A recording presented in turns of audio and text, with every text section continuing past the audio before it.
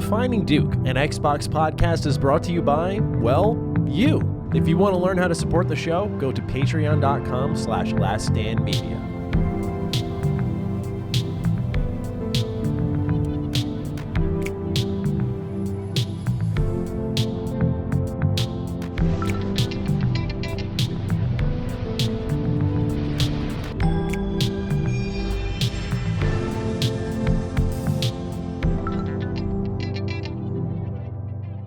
Salutations, everybody. It is Maddie here today, and welcome to Defining Duke, an Xbox podcast. This is episode 84, and today I'm joined by the mayor, Hello. Ben Smith. Although you're not the mayor anymore, right? But no, we're still going to call you the mayor. You're mayor in spirit. That's right. Yeah, I think I told Cog last time I was on a show with him that he had to, even though I'm not the mayor anymore, he still has to call me the honorable. So I think that's a fair compromise. I like that. For Yes, everybody yes. involved. Yeah, I like that. Anyway, welcome, Ben. Thank you so much for joining me on this episode. You may notice that we're missing a certain someone. Cog's not here this week. He decided to sit this one out because his heart was too broken after the Midnight Suns delay. He thought to himself, Matt's caused so many delays between KOTOR Remake, Starfield, there's no Sly Cooper. He wanted to avoid me intentionally because his goal here was to not have his most anticipated game get delayed, and avoiding contact with me would prevent that. But unfortunately got delayed anyway, and so he's just taking the week off. But actually hanging out with Mark Zuckerberg. He's in San Francisco, I believe, for Meta stuff, so he's not available this week. So we decided to take the reins, but he's doing all right, so don't worry. It's not like me where I was keeled over in pain. He's doing okay. And he'll be back next week. So we got Ben with us. Ben, thank you for stepping up to the plate. Yes, sir. Joining me for what is going to be a very fun week because it's going to get very eventful in our news section as I'd send it to you today. Our load was looking a little light, but then Xbox has responded to what's going on with PlayStation and their comments to the Brazil regulatory body taking a look at the Activision deal. And things have certainly developed, that's for sure. So we'll talk about that and much more. Anyway, with that, of course, as always, want to let everyone know we're available over on patreon.com/laststandmedia. You can find us on free feeds as well, Spotify, Apple, Google Podcasts. We're over on YouTube. We release our episodes for free on Sundays, but if you want early access on patreon.com/laststandmedia, you can get that on Thursdays alongside Defining Duke Ultimate, where myself and Jimmy Champagne teamed up for episode 80. And the comments were pretty on point. Everyone was like, nothing's happening with Xbox now, I see, because we decided to talk about making a YouTube channel. We were talking about just a combined 2 decades of experience and everything we've learned on the platform for anyone who's interested in learning how, we tackle the system known as the algorithm, that big thing that every YouTuber talks about, acting like everyone knows about it, but no one really explains what it is. We get all into that, building up a channel, what goes into content creation, all that stuff. So that's available over on Patreon as well, if you're interested. Ben, I ask Cog what his review is of our episodes, but you're behind the editing screen most of the time. So I'm curious, what's your review of this DDU as someone who has to silently sit there and just listen to me and Jimmy sound like idiots for about an hour? Well, I love Jimmy. I love you too, but you're here, so I won't. Yeah. But Jimmy's great. I always like hearing him. He's got some great thoughts, and he's been really smart to get with people, to work with people that know a lot of stuff and to invest himself in that community. Mm-hmm. And so I think the stuff you guys provided was really valuable. And I know some people probably are going to be, clickbaity. This is, you're just, and some people don't, some people don't like you. Some people don't like Jimmy. Some people don't like any content creators because things look like clickbait. And I always say clickbait is when the thumbnail and the title don't have anything to do with what's in the video. It's not something to get, the actual definition of clickbait is something to get you to click, right? So I think that's the key takeaway for a lot of people is that you're not talking about how to trick people into watch your content. You're talking about how to attract people who will be interested in what's inside. Yes. So I thought it was a great episode. I think you should iron the sheet, but that's a different story. Yeah, I really need to change things up. That was the first order of business when I get a new studio space. I need to figure something out for Retro Rebound because that channel's growing too fast for my background on that. Yeah. See, the video and audio quality are okay, but yeah, my background and lighting need some serious work. Anyway, thank you, Ben. I always ask like you or Cog because I don't want to sound like I'm just pumping us up by saying, "Oh, I thought it was good." It's like, well, yeah, I was there. Oh, Like, of course, yeah. So I try to ask someone else, see Sure. what they think.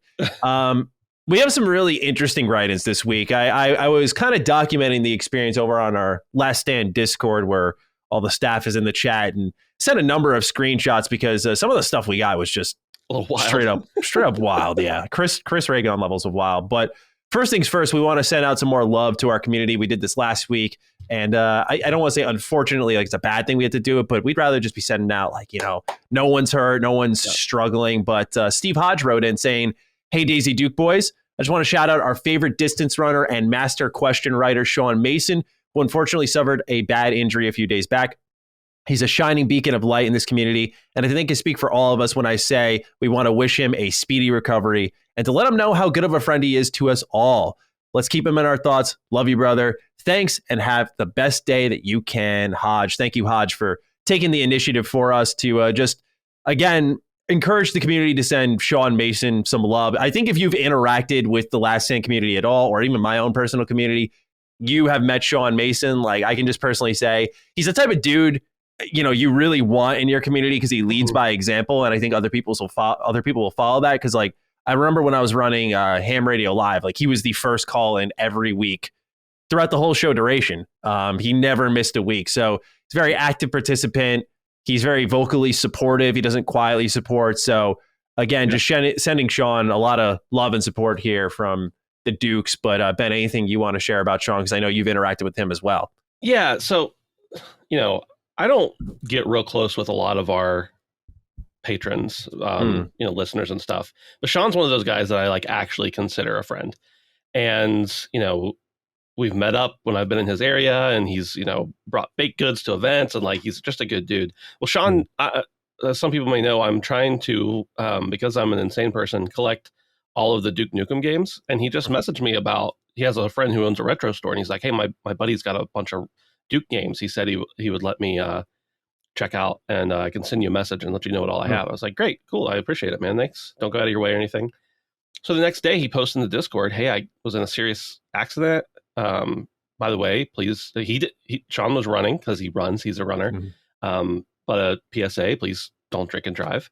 And he shared all this stuff publicly, so I don't feel bad saying it. But he got pretty messed up, and he sends me a message after he like posted in the Discord that he just got out of surgery and has like all these injuries and everything. And he's like, "Hey man, sorry, I won't be able to go to the game store for you today. I really apologize." And I was like, bro, like he's like the most selfless person in the world. So anyway, if you know Sean, if you see Sean on Twitter, if you see him in the Discord, whatever, if you know how to get a hold of him, send him a message, put it in the comments. He'll read the comments, I'm sure. Let him know you love him and you're wishing him a speedy recovery. And I think his birthday's coming up here too, so I'm sure birthday wishes would be appreciated. But we love you, Sean, and hope all the best for you, man.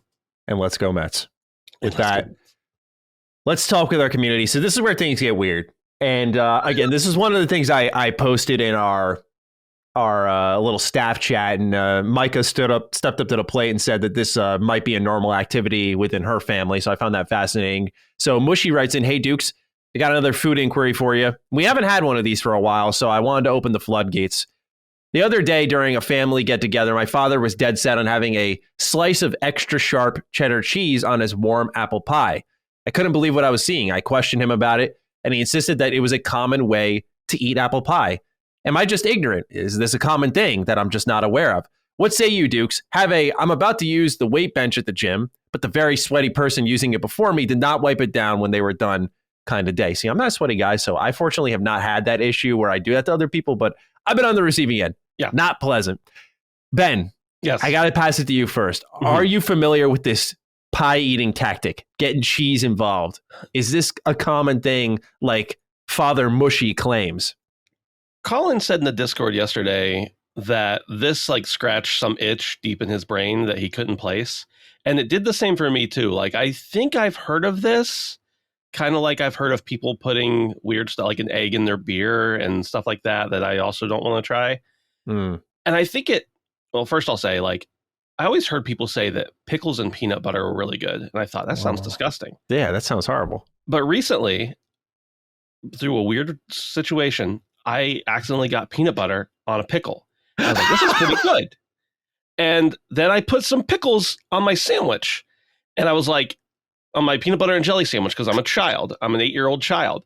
And I thought, this is actually really good. I don't want it all the time, but like it's not off-putting like I thought I'd be. So I don't want to ever judge people's like weird food shit too harshly. But this is straight up serial killer stuff. Like, that's what I was saying. This is like, I keep innocent children in my basement kind of thing happening here with pie and cheese mixed together. I don't know. I agree, because I looked it up, and it makes sense because it says it's a New Englander thing. And, serial killer. Yeah. Yes, exactly. Yeah. So it adds up here. It's about par for the course with what we've experienced with the Last Stand audience. Yep. And there are legit recipes. I'm looking at Sally's Baking Addiction, or it says apple cheddar pie, Food Addiction, Network. By the way. Addiction. Yes, right. Not positive things here. Right. Food Network, apple and cheese pie, apple pie with cheddar cheese from Cabot Creamery. I mean, it's a thing. It's a thing, and I think your dad may be correct on that, but killing people is a thing, right? It doesn't make it the right thing. Mm-hmm. So stay wary, mushy, be on alert, and don't get too close to your father. Move out as soon as possible. Yeah, don't trust anybody that does this. It's not a good thing. Yes. Now I have to try it, though. Yeah, I am a little curious, I'll admit, because people do consume this. It's the same thing with the onion and mayo sandwich debacle. We had a lot of passionate write-ins on that. I'm imagining this will spark a lot of people again, but just know in advance, we're going to tell you you're wrong. So come prepared with a good argument as to why we should do this.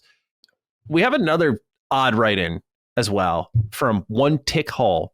And what I call it odd is, I'm not judging our write-ins, by the way, in the sense of like, I look down on you all. Just, I find the mental process fascinating on how this has nothing to do really with the news. It is just a story being told. And One Tick Hole thought Defining Duke was the place to share it. So I thought, you know what? Okay, let's see what we got here. He says, hey, Dukes, now that football is back, I'm feeling spirited to share the tragic tale of how I became a Jets fan. This is video game related, I promise. Growing up, I had a godfather that insisted on spoiling me rotten. He'd insist on me watching after me for the day almost weekly to let my parents get some R&R. But his kindness had a sinister, hidden agenda. He'd take me to the local arcade and blow his paycheck for me to play whatever my heart desired. And every time he'd cash in for more coins, he'd look me dead in the eyes and we'd chant together, Jets, Jets, Jets, Jets. And I was surprised that this was a Duke write-in, I got to say, because Colin's the Jets fan. Sure. I'm a Falcons fan. I got it worse in some regard, but anyway, continues on saying, this was especially evil in my father's eye because he's a diehard for life Dolphins fan. Almost. However, yeah, I know, right? It's just a bad triangulation now of football teams. However, I wasn't completely sold on being a Jets fan at that point. Then came my 7th birthday. He asked me what I wanted, and I came out and I told him I want a Game Boy more than anything so I could play Pokemon with my friends. Well, my birthday came, and not only did I get the brand new Pokemon Yellow version, but a limited edition Pikachu Game Boy Color. I practically shat myself. Needless to say, since then, I haven't been able to enjoy much NFL football because my godfather straight up made an offer I couldn't refuse. Thanks for hearing out my story, and I hope you both have I fondly think back to the butt fumble glory days kind of day.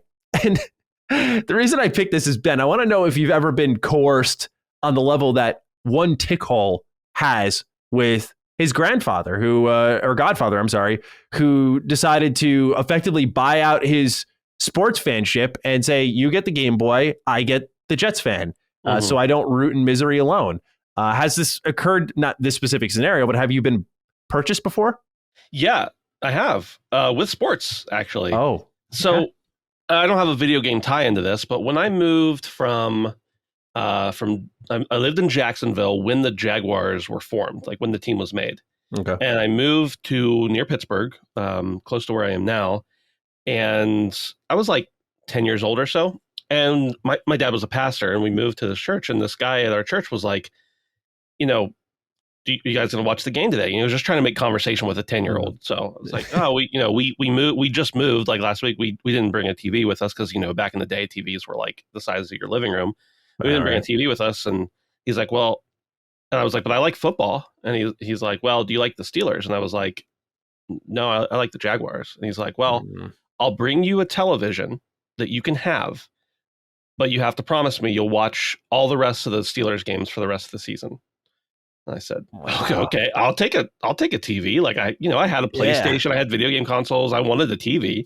I was like, sure, yeah, great. I don't know if my parents agreed to that too, probably, but so then I started watching the Steelers, and I mean, I don't know anybody who else. I don't know who listens who's from around Pittsburgh, but like if you're from around here and you're not a Steelers fan, you may fear for your life at times. So it just after I started watching games, it just kind of. But yeah, so I was coerced, and I think this is kind of like groomer level stuff, honestly. Yes, yeah, in a sense.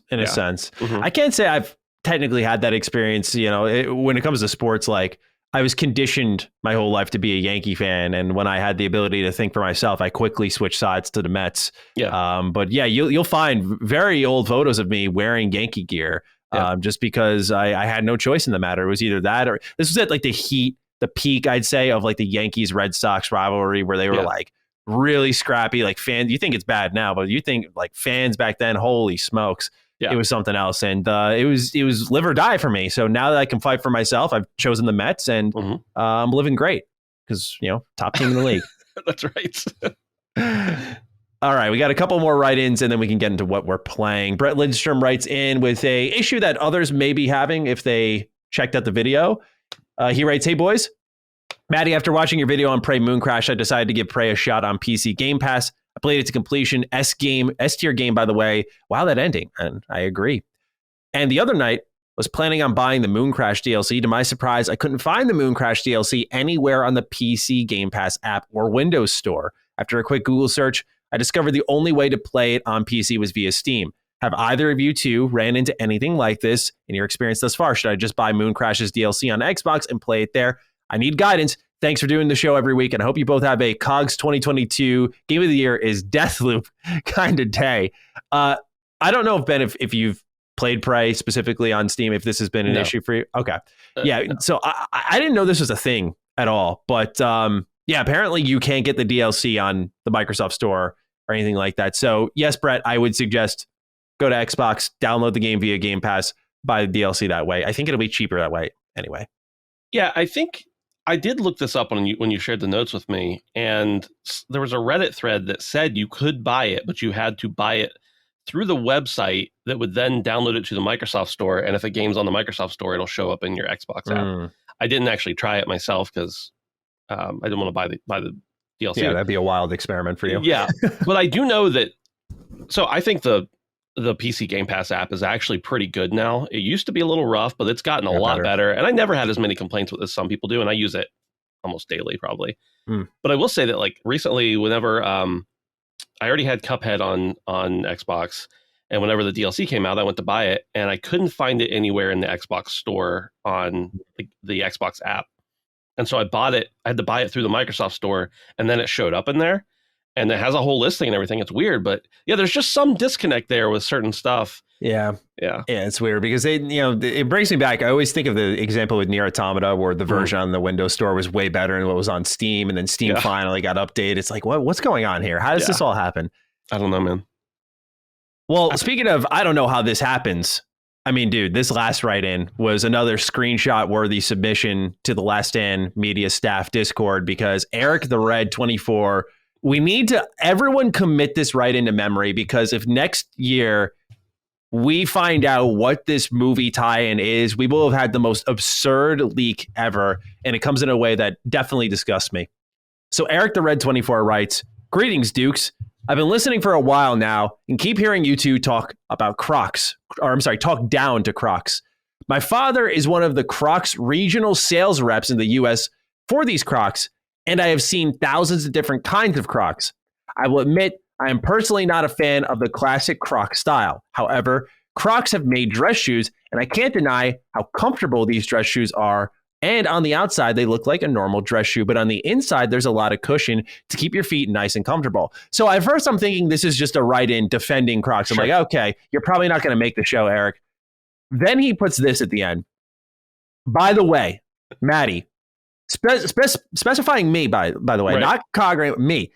"There will be a new limited edition Croc based around a certain video game character that is getting another movie sooner than you might think next spring. And I put it in the Discord. I was like, if this ends up being true, that we got like a little inkling of another movie tie-in that's unannounced through a Croc sales rep, and they're doing a limited Croc, like, Ben, I need the little speculitis here. What could be the movie that's going to get a Croc? Well, it has to be a cursed one, right? Like if it's tied in with Croc, it has to be a cursed one. By the way, Eric the Red, condolences to you for having to have seen thousands of Crocs in your life. But yeah, I don't know, man. I can't think of any movies that are in production right now.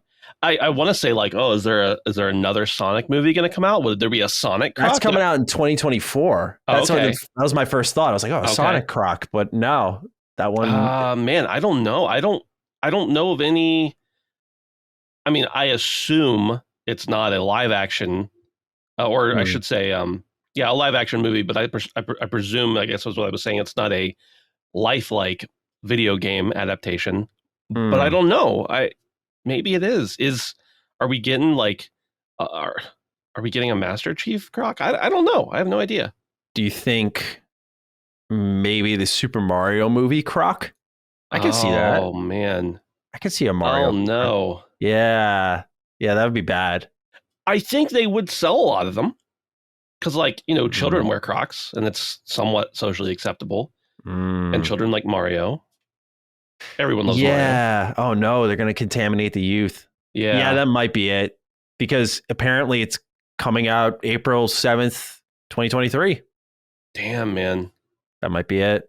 I just can't believe what they're doing to our boys. I know. It's bad enough they got to turn them into movies and put people who shouldn't be voicing them.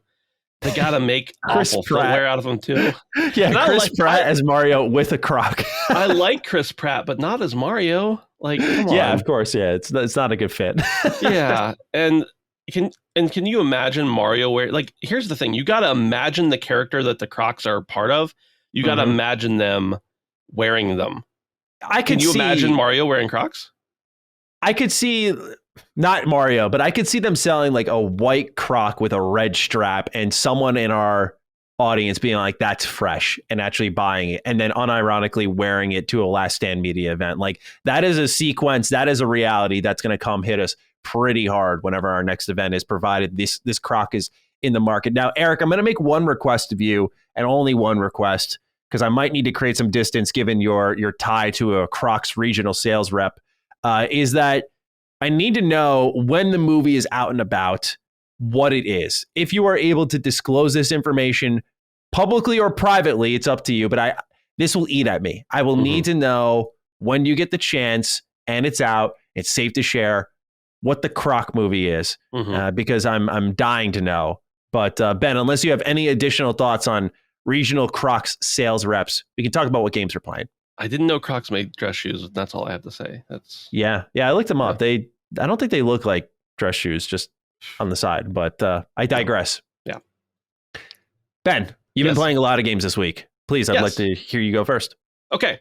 The first one, I'll just briefly say I played What Remains of Edith Finch, and I played it on PlayStation because I already had it downloaded because it was on the PS whatever, the collection they have. I'll save that for later in the show for reasons, to be revealed later, but I love it.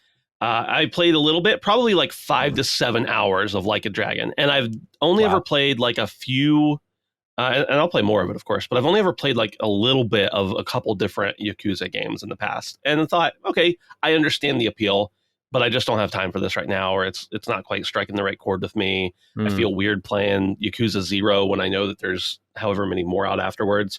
But Like a Dragon, like, I love turn-based. I like the aesthetic.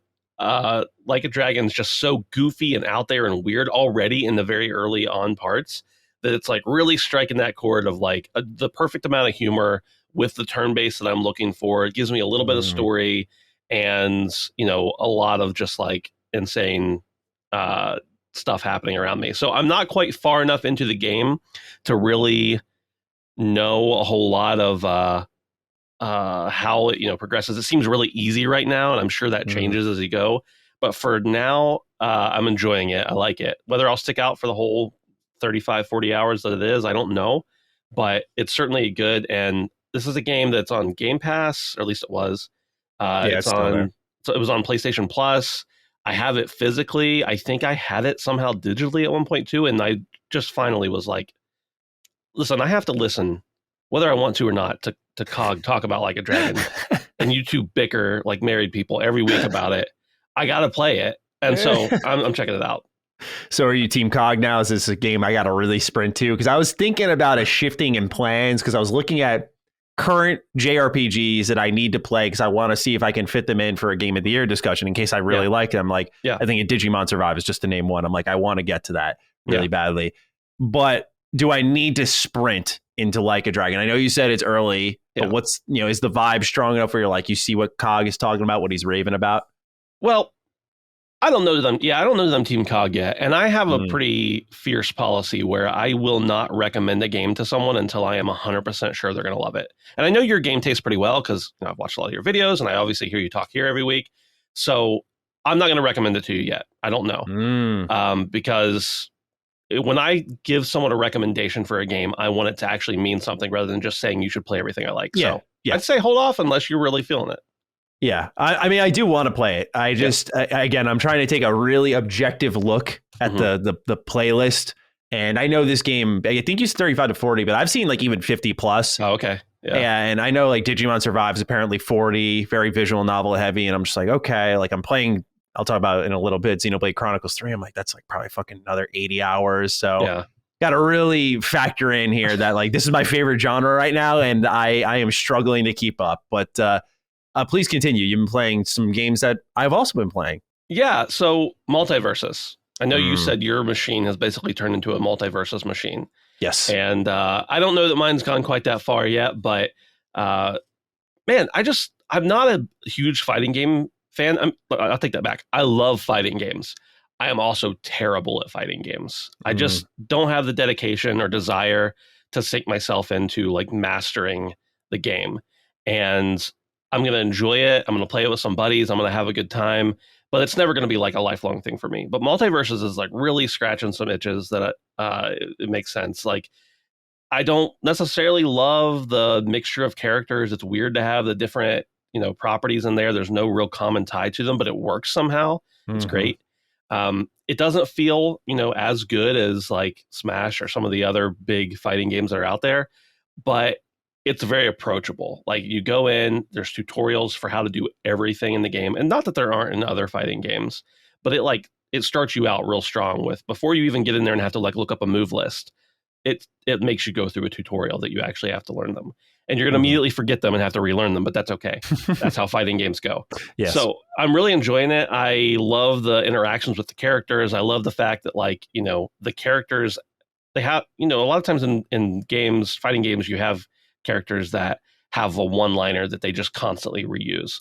And in Multiverses, it's really cool because like depending on who's on the stage, the different characters are actually interacting with that character. Like they say references to what that character is doing. So there's so many crossover references too, like every imaginable one. It makes it really fun to fight the same characters over and over and mix it up even because you're just going to hear constant pop culture references. I adore that about the game. Yeah. But I have much less experience in it than I think you do. And I know you've been playing it. So if you want to sound off, feel free. Yeah, dude. I, as I said to you, really have had my Xbox turned into the Multiversus machine, which is funny because typically I'd play fighters on a PlayStation just because that D-pad for the Xbox to me is getting better. But I just think the membrane style D-pad that PlayStation has is superior for inputs.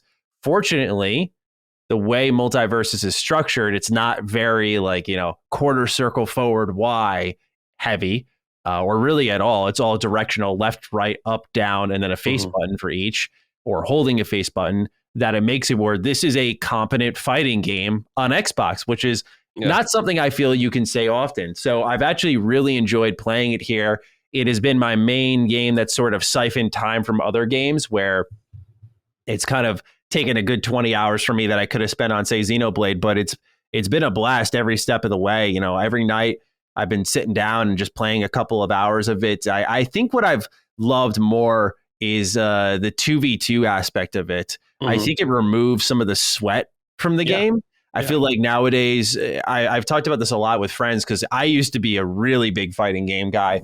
And I've said that the blessing and the curse of the industry, and we'll talk about them a little bit into the show, is Arc System Works to me. I think they make the best fighters in the industry because they're highly technical and they're absolutely beautiful, so perfectly animated. And I think they made one of the best Dragon Ball games ever, so I'm a little biased there. Right. However, because all their games are so popular and so highly technical, that's all that's on the market now. Every fighter is highly technical. So no fighters are these wild, arcadey, fun games with decent rosters. And I feel like Multiverses scratches that itch that you were talking about, where it's like, okay, now I've got a game here that is technical if I want it to be, but like Smash level technical, where, as you said, approachable.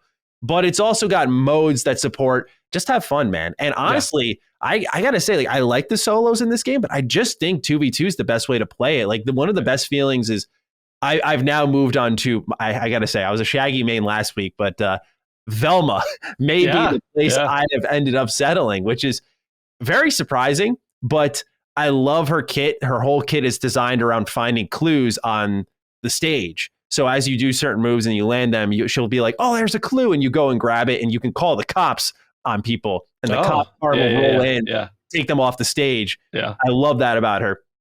She has a lot of knock-up potential. So does Harley Quinn, another character I was using a lot. My friend uses Superman, who has like that grab move where you get to throw people around. So what's great is when I'm playing Harley Quinn and I'm like knocking someone up, or Velma and I'm knocking someone up, he's just grabbing them as Superman and throwing them off the stage. Right. That kind of collaboration is really rare in fighting games. Yes. And I feel like it gives Multiverses its identity, which has really drawn me to this game way more than I expected. Because I don't know about you. Did you like download this expecting to play a lot of it? Because for me, I downloaded it on a whim one night. It reminds me of how I was with Rocket League, where I was like, oh, sure, why not? Free game. And I got really hooked to it. Sure. No, I didn't. My buddy Brandon wanted to play, and we get together and play games a lot. And he's like, dude, you got to check out Multiverses. This was like day one. He's like, you got to check it out and play some with me. I was like, all right, I'll play anything for free. And I expected that we'd play that night and be done, and that's not been the case. So yeah, it's really good. And you're talking about the coordination between the characters, like in that 2v2. Like, I love that, like, the different characters play well off of each other. They all have different strengths.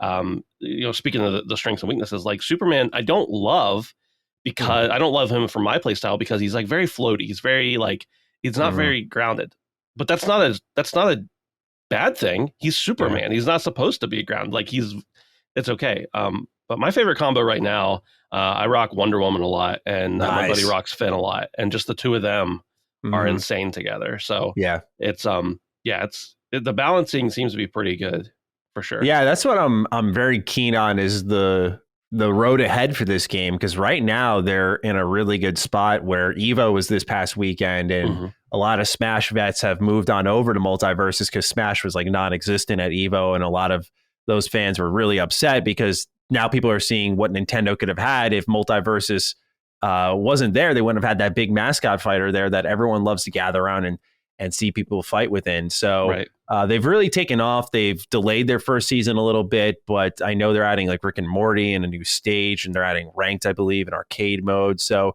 they're really starting to fill the game out. I am curious down the road with microtransactions and stuff, how that's going to evolve. If they keep it as it is now, which I think has been a really good system where the coin payout has been perfect. Like, at first I was hesitant. I think I said last week, I was like, oh, I wish I had more. But as I played the game more and more, I've just been unlocking characters at a steady rate. I haven't had to spend money.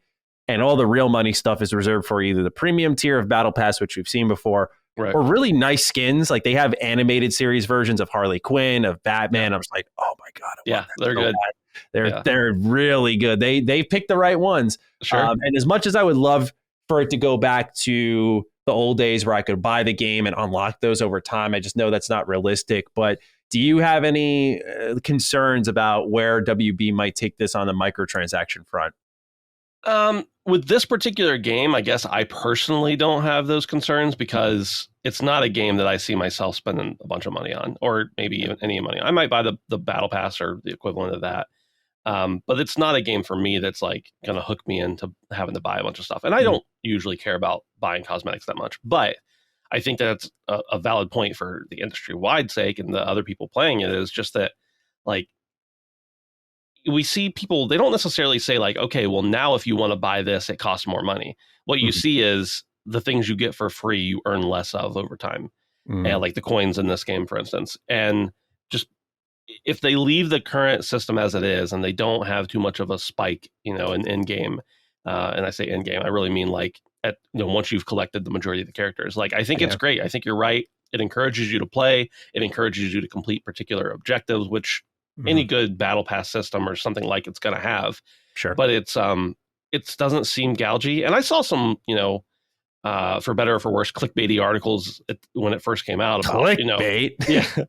Multiverses is microtransactions are just as bad as Diablo Immortals. And I'm like, no, they're not. Oh, no, they're no, not. No. They may not be ideal, but they're not bad. I think it's a good example of how to do a microtransaction game in 2022. I don't think it's perfect, but it's way better than it could be. Yeah, it feels fair enough, for sure. Yeah. You've been playing a lot of other stuff, so please continue. Well, I just wanted to throw out real quick, I played, so last time I was on the show, I was on with Cog, and he and Rand were both telling me, like, you gotta play the Hot Wheels for Forza. So I went ahead and bit the bullet and bought that, and it's everything everybody says it is. I'm playing it on PC with a controller, of course. One of the few games I'll play on PC with a controller. And it's beautiful. It's great. The dialogue I hate, just like every dialogue in Forza. But it's Hot Wheels. It's good fun. Like, there's nothing like it out there, I don't think. So I just wanted to provide an update because I had a lot of audience members reach out and be like, dude, you'll enjoy it. And I'm like, okay, I'm playing it. The other thing, and this is really where my heart's been this week and for the last 13 years, is Minecraft. I downloaded Minecraft. I bought Minecraft when it was in alpha. What was that? 2009, 2010, something like that. Yeah, I was in high school. I remember that. Yeah, and my life was invested. That was weird that you said you were in high school because I had already graduated college, I think, when I bought it, but whatever. I was surprised at first when I said it, I was like, I'm surprised you didn't make a comment on that, but you know what? I had to. It took me a minute to register. Anyway, so Minecraft I was like super into for a long time, and hundreds, if not thousands of hours back in the early days. I remember watching all the videos on early YouTube and everything, and just like discovery everywhere, finding out so much. And then I dropped it for a little bit, was kind of sparse with it. Actually, I ran an old video game website at that time, and we had like a server that was insane, especially for like 2010, 2011 at the time.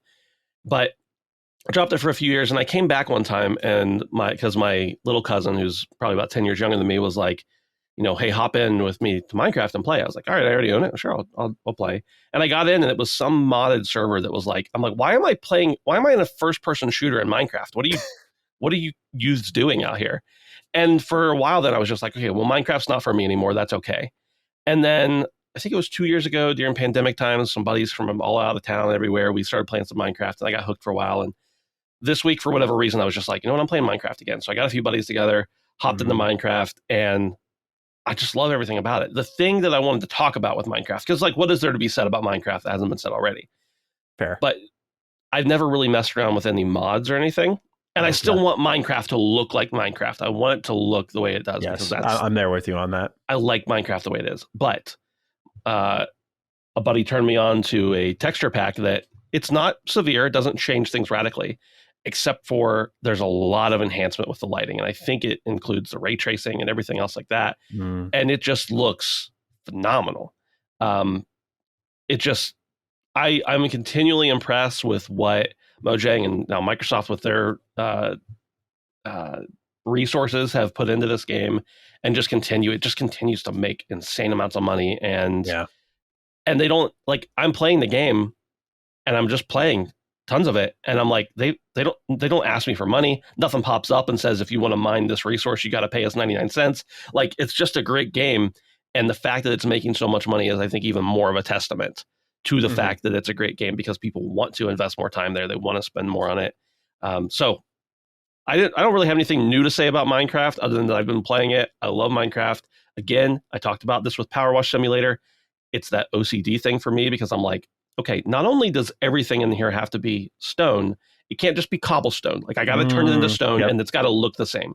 So like it hits me on a multiple different ways. You get creativity, you get exploration, you get a little bit of combat with the NPC, or not NPCs, but the enemies in the game. You get, it's just, and you get to build mine carts and fly around from one end of the map to the other. So I love Minecraft. That's all. Yeah. The dungeons were what impressed me last time I dove in much earlier this year. Was I was really surprised with how big they'd become and how much more stuff you could find. Like they had added abandoned railroads was a big thing, caverns, and so on and so forth. And so, it continues to impress with how much they've grown it in all the right ways. Yeah.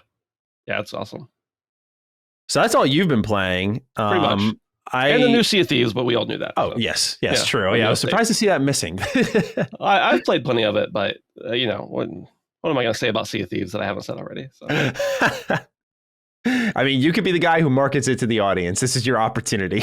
Well, I will say this, I guess.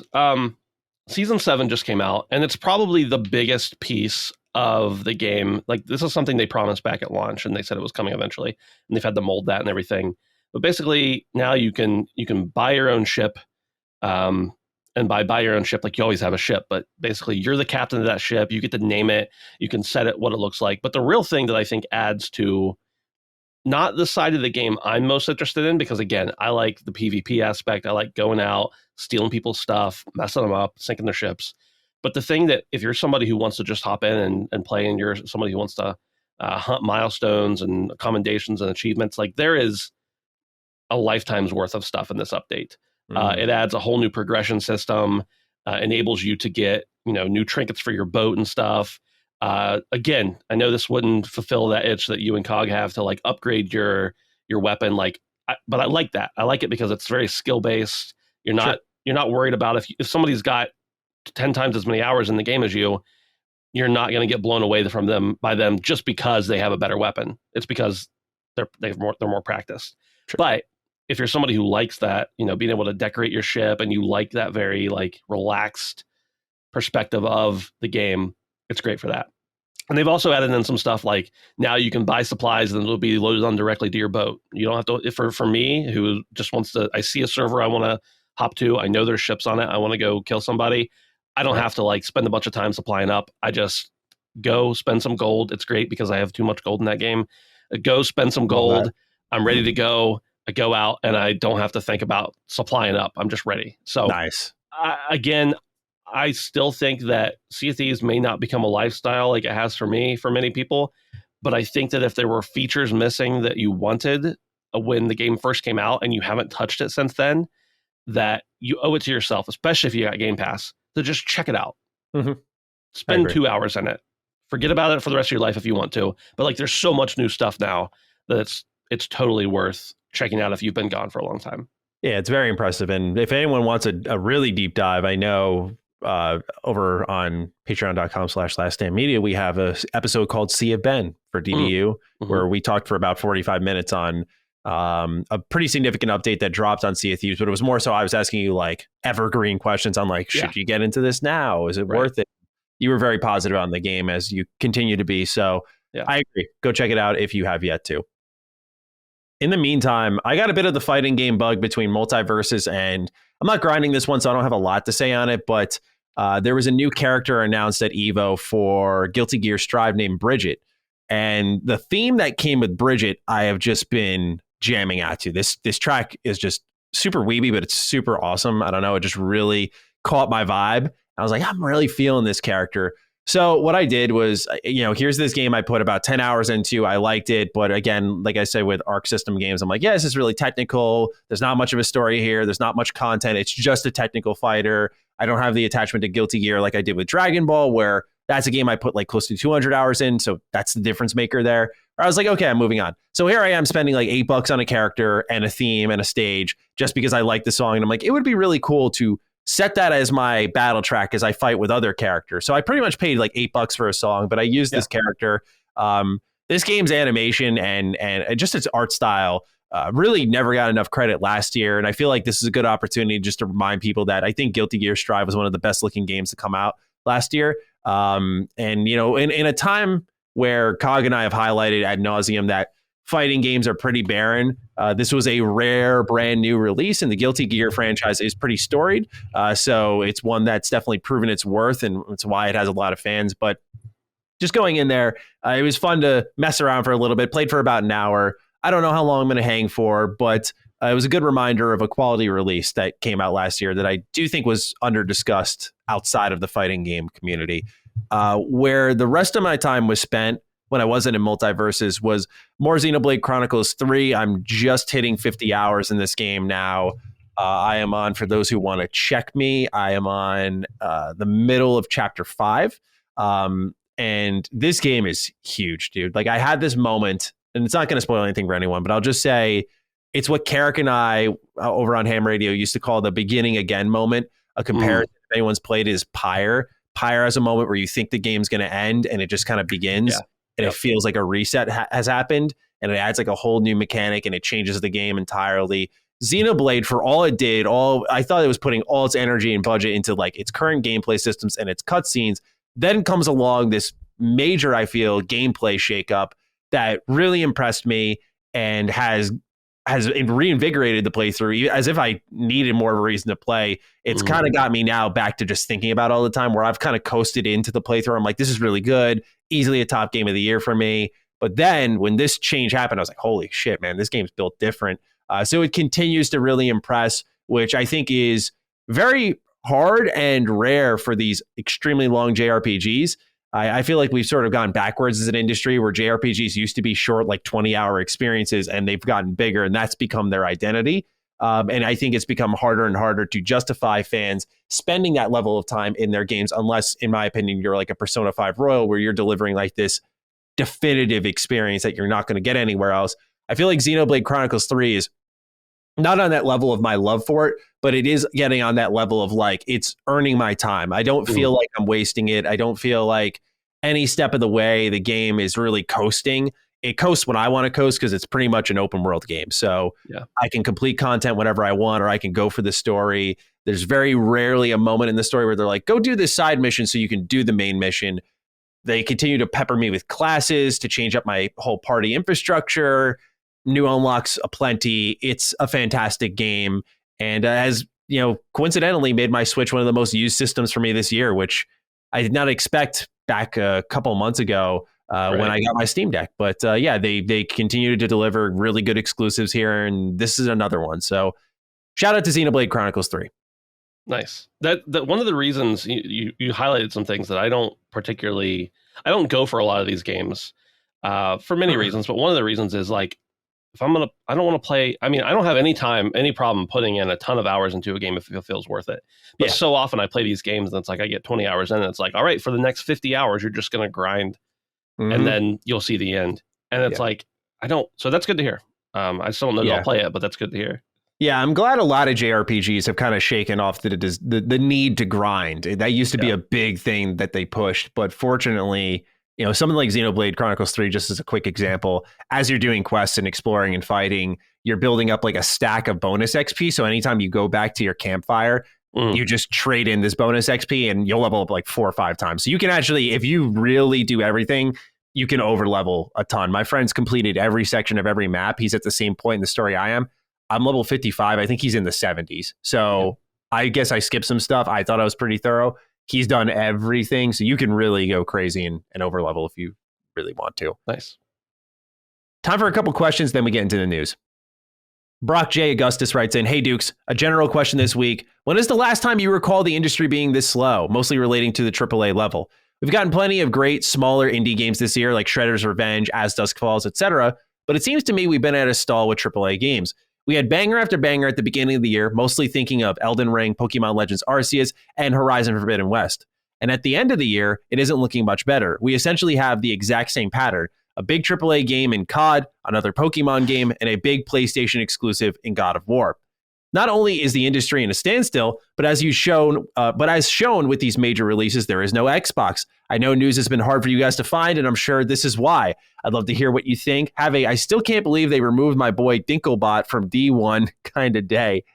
Yeah, so this is sort of the name of the game for both shows right now. Sacred Symbols is struggling a bit to find things to talk about. We are here on Defining Duke because I don't know if I can recall in my time creating content when it's been this slow where as someone who makes a video Monday through Friday on my Mr. Matty Plays channel, I will wake up and sometimes be like, holy shit, like, what am I going to talk about today? Like, because it's my job at the end of the day. Like, I need to have content, but you don't want to force it so hard that it's worthless. And you find a way, but it's becoming increasingly difficult. So do you think this is, I don't want to say the slowest ever it's been, obviously, traditionally speaking, with the way games come out, the games industry is technically quicker than it's ever been. It's moving faster than it ever has. But do you feel like things are really at that standstill on a AAA level? I think probably on a AAA level.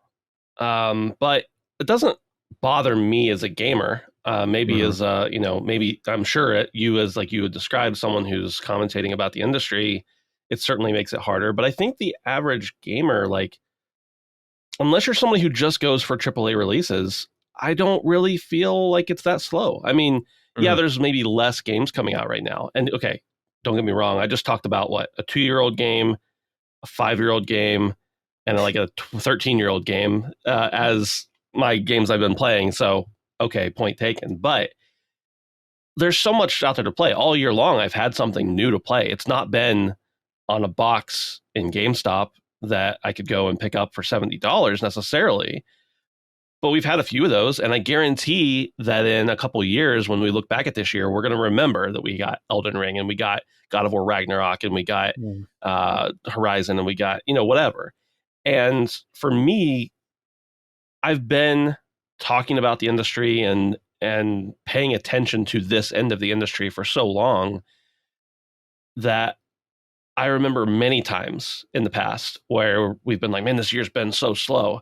And now I look back at those years and I'm like, holy shit, there was a lot of good games that year.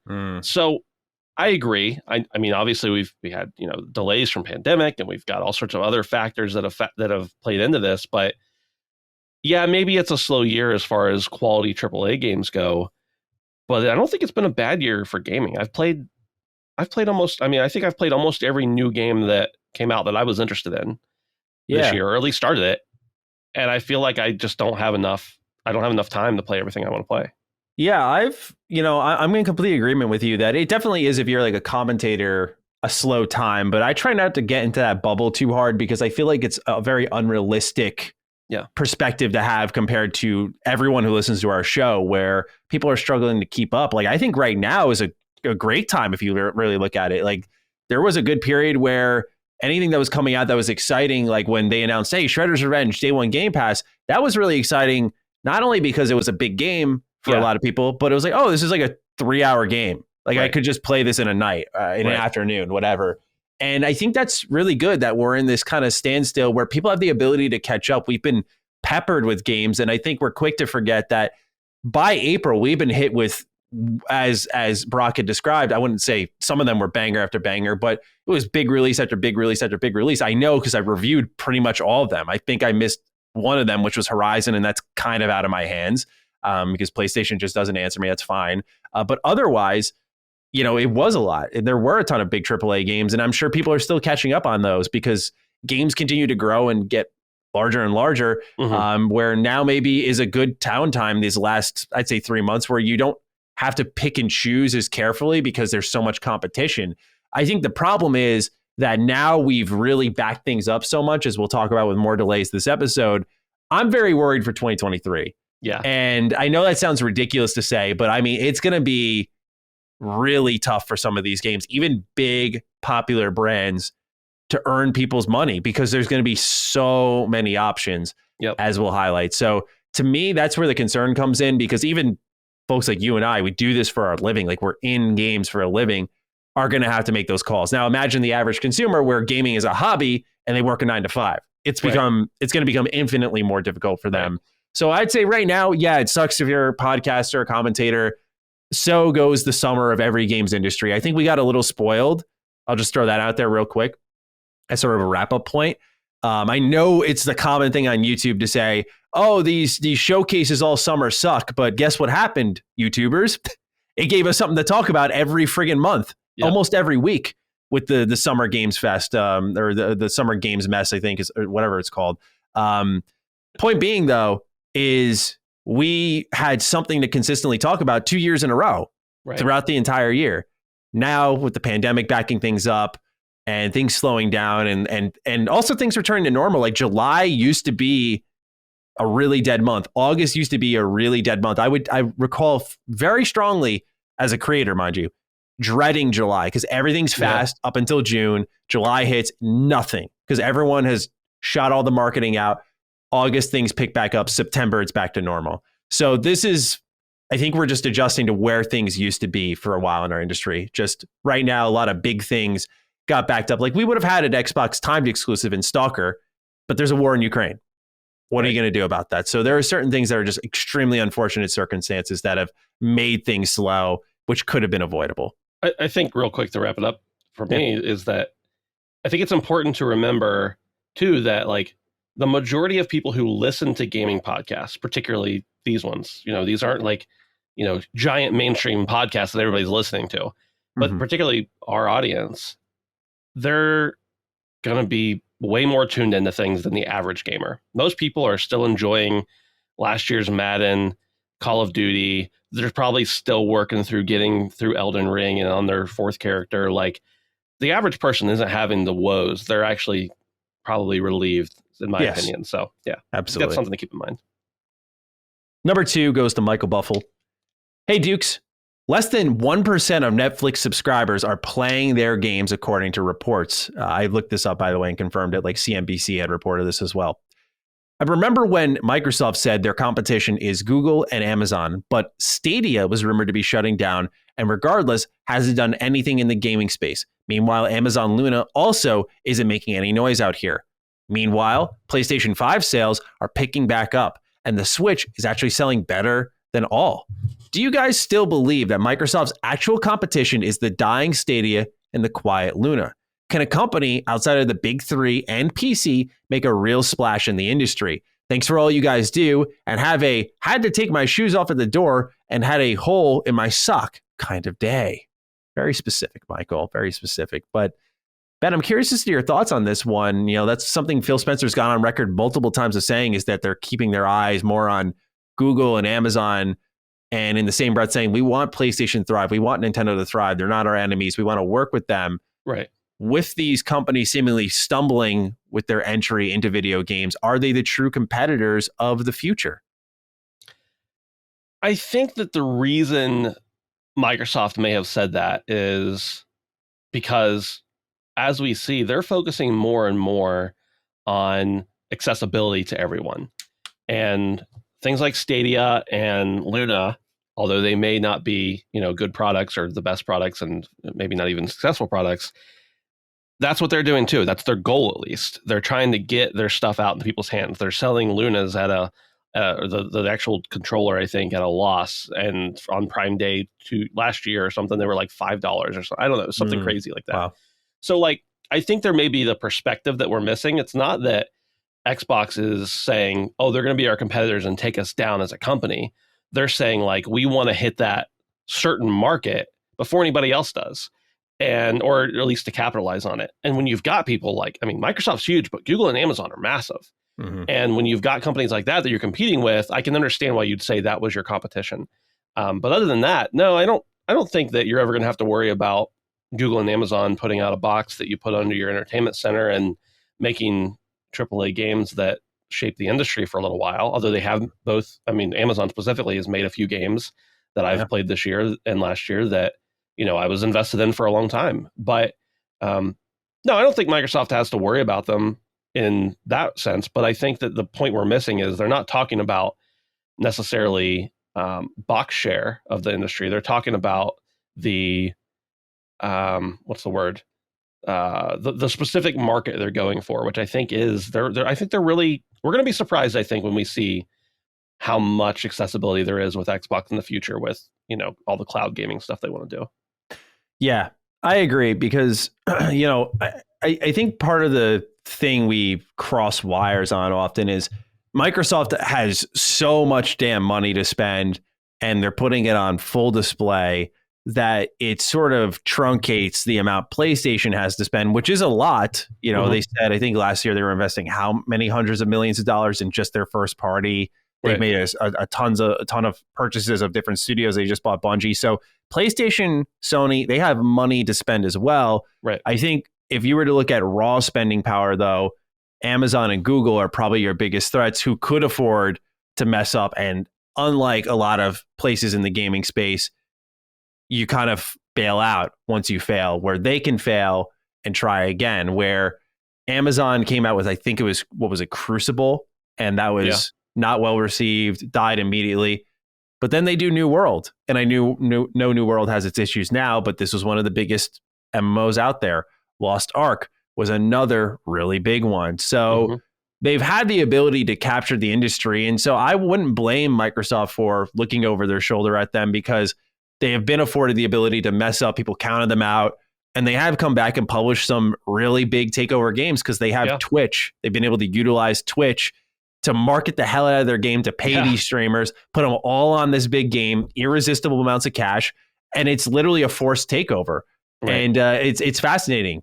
Google, if they screwed their heads on, could be a threat, because I know COG was really big on not the Stadia as a device, but the streamability of the games and how they played and felt, he said was good. So that's another threat, something that Xbox has now built up to be the market leader in, but that was a threat for some time. And if they have access to that tech and they literally run the web practically, there's a threat there for Microsoft's cloud infrastructure. Everyone's partnering with Azure. What if Google finds some other alternative to offer these companies? That's the threat there, in my opinion. And it's why they're going to continue to watch them. Netflix having less than 1% of their 200 plus million subscribers playing their games doesn't surprise me, because they haven't really offered anything substantial yet. They bought the developer of Oxenfree, right? And that was really it, right? So they have yet to make a serious splash, because they have to be more careful. So that's effectively my perspective on it right now. The less than 1% doesn't surprise me as well, because I don't watch a ton of Netflix, but I've certainly had it on my TV, on my phone, and on my iPad, and I don't think I've ever seen anywhere where it's like, hey, play game, hey, we have games, play them. So I know they're marketing them somewhere, but it's not in the places I'm seeing them. Yeah, exactly. I don't really use Netflix anymore. I'm too much of a Marvel Star Wars guy, where I'm mostly on Disney Plus now. Yeah. No, there's that. I also am an idiot, and I remember I thought it was my Netflix subscription that was live, but it was not. And I paid for a Netflix subscription for 2 years, thinking it was mine. It was not. It was nice. It was someone in Spain. Yeah. Perfect. So, yeah, that's great. Go with that person. They got free sub off of me for a while. Hope they enjoyed the TV. All right, number 3 goes to Robert Olbert. Hi, guys. Internet seems to be ignoring the fact that Overwatch was among the 5 best-selling games in June of 22 in the US. Leaving all those CODs, Battlefields, GTs, Horizons, etc. behind, are we just going to sit here and pretend it never happened? How is a 6-year-old paid multiplayer game outselling almost everything? What is going on here? My guess is that people are massively buying Watchpoint packs, which include Overwatch, Overwatch 2 beta access, and Overwatch 2 battle passes. In that case, these are basically pre-orders. Any thoughts? Best wishes from Slovakia. Ben, I wanted some thoughts on this one, because typically this is not a game you find in the top 5. Really in the charts at all. So what do you make of what's going on here with Overwatch? I have to assume Robert's correct. I don't have any actual insight into this. I mean, I've played Overwatch, and I loved Overwatch for a long time, but I would imagine that the hype ahead of Overwatch 2 coming out is definitely part of it. I know people are buying the beta access in droves right now. Of course, it's, it was big on Twitch there for a while. Again, I'd say another part of it is just the general anticipation of a new game, and hearing that Overwatch is going to convert to Overwatch 2 essentially for I don't really have a better way to say it than that. But so maybe there are people who are actively purchasing it, and it's not especially discounted, so it's probably still a full price. But I think it's a combination of people are excited about the new game, they're buying the new game and things that come along with that. And also that goes back to that thing earlier, that there are a lot of people who just aren't finding things that they want to play. So why not play something that's going to lead into their most anticipated game potentially? So I don't have much better insight than what Robert provided. Yeah, because I'm actually looking, and it's got to be that, considering last month, in that case, it would be May, Overwatch was at 57. Right. So something caused a significant spike, and it wasn't just suddenly, oh, I really like this game. I imagine seeing Overwatch 2 played a pretty big factor, though. Absolutely. definitely. It's easy to forget. I know it's very popular to shit on Overwatch, and I'll be the first to admit, like, I don't shit on it, but I'll be the first to admit I don't praise it as much as I used to. But this was like a moment in our industry when this thing came out and took over. And I think we're really quick to forget that because the way they balance things, it sort of fell off the rails. But I think with Overwatch 2, we should be on the lookout for a game that could take over, at least for a brief moment in time. And I'm excited for it. I am. I wasn't in love with what I played with Overwatch 1 after it being rebalanced, but now they're also making some really weird calls at Blizzard. I'm not in love with a lot of things about it, but again, I think we're quick to underestimate the influence of Overwatch. And for it to shoot up that quickly, where Elden Ring was 1, Lego Star Wars Skywalker Saga was 2, and it outsold Mario Kart 8, which continues to be a strong seller, says that a lot of people are very interested in Overwatch 2 and willing to pay for it. Yeah, absolutely. So we will see in October when that game's out how it fares. But let's move on to our last question and then the news. Andrew D writes in, hey guys, it seems like game demos have made a comeback in the past few years with Square Enix, Nintendo, and now Sony all creating demos for their titles. Do you think Xbox will follow the trend and release demos for their upcoming games?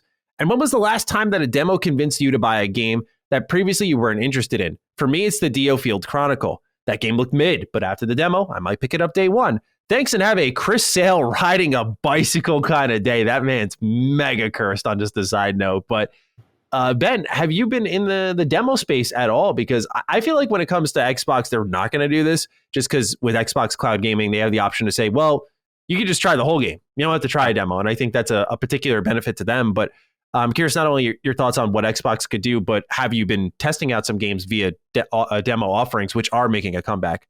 Yeah, no, not really. I mean, I think a couple of years ago, one of the Resident Evil games had a playable demo, a time demo. I checked that out. I typically don't really go for demos, and part of that is the same reason. Like when a game is announced, and I'm like, I'm in. As soon as I decide I'm in, whether that's the first trailer or the 50th, I'm blackout pretty much. You can't really do that in your line of work, but for me, I'm like, okay, I'm excited for it. I don't need to see any more. And so I don't typically try demos for games I'm already interested in, first of all, because I'm just going to get it. And then for everything else that I'm not already interested in, a demo could change my mind, but typically, if I'm not interested in it, I'm not interested in the demo either. Typically, I'll rely more on friends' recommendations. The review scores come out and they're all super high, so I'm like more intrigued on it then. But I think what you said is exactly right, that why would Xbox create a downloadable demo?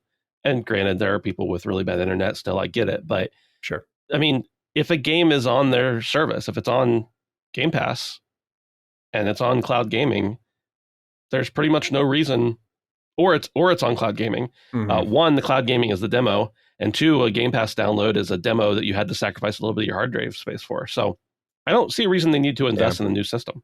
Yeah, because they announced this a couple months ago. They are making demos for Game Pass too. So I feel like it's all within that infrastructure as well. So Xbox will be getting involved, but I believe the focus is really cloud streaming. Because I just double checked this article. It says you'll be able to play games you own outside Game Pass from the cloud. So there's a number of ways they want to make your content, whether you own it or not, approachable. But they are looking into a demo program of some kind. Okay. That said, though, is it downloadable? I'm looking real quick here. It does not say. Man, it says new curated demos of upcoming games. So this will be downloadable. So I guess I stand corrected on my initial suggestion of what they're going to do with demos. But I do think it's not going to be like what Nintendo does, which I do like a lot. Yeah. Nintendo, what they did I've used it for Fire Emblem. I used it for Live Alive. I used it for Triangle Strategy. Is you download the demo, you play the game, and you can carry your save over. And to me, that's the best form of the demo because I'm like you with some of these games like Live Alive. I know I'm going to play. So I download it. I play the demo usually the night before to kind of start the game early. Right. And the next day I buy the game, put the cartridge in, load up my old save, and it's right. So I like how they've been doing that as well, that kind of extra access. I don't know if Xbox will do that, but it does look like, again, to reiterate old news, they are getting in on the demo game And I imagine streaming will be a big part of that as well. My son recently made a purchase because of a demo. He's 8. He has a Switch, and that he paid for mostly. And he doesn't have a whole lot of money, but he had enough that he wanted to buy a new game, and he was trying to decide what it was. And he was like, he's played some of the old Kirby games on the Nintendo Online service, and he was like, I kind of want to buy the new Kirby game, but I don't know if I'm going to like it. I'm like, perfect. There's a demo. Check it out. He played it. He loved it. He bought it. He loved it. So nice. I definitely think demos have their place, and they sell games for sure. Yeah. I just don't know if they sell games for me. Yeah, I get that.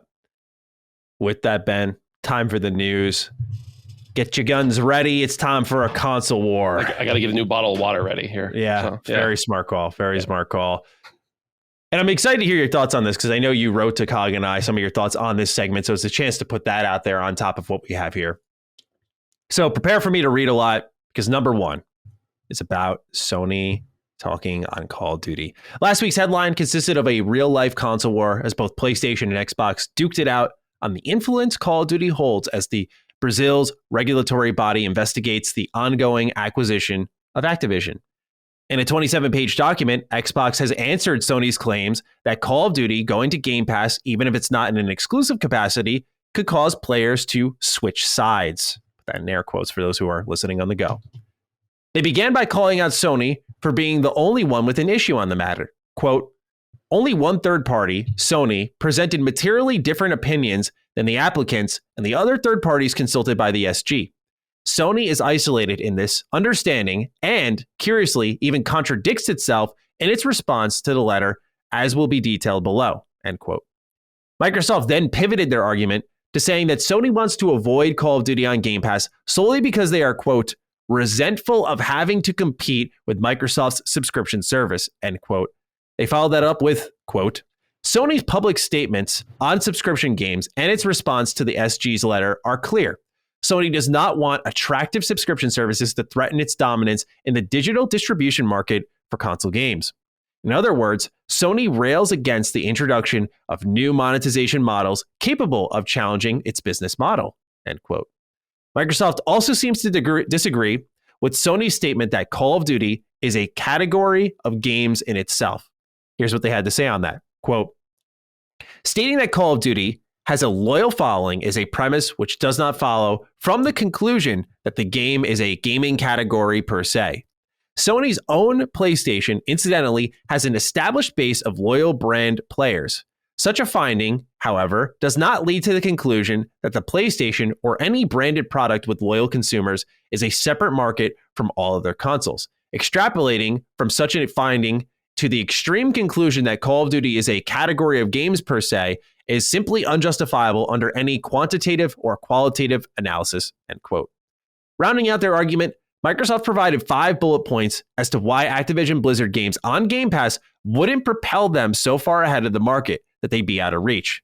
First, it's not part of Microsoft's strategy to remove content from players, and Call of Duty will still be on PlayStation as a paid title.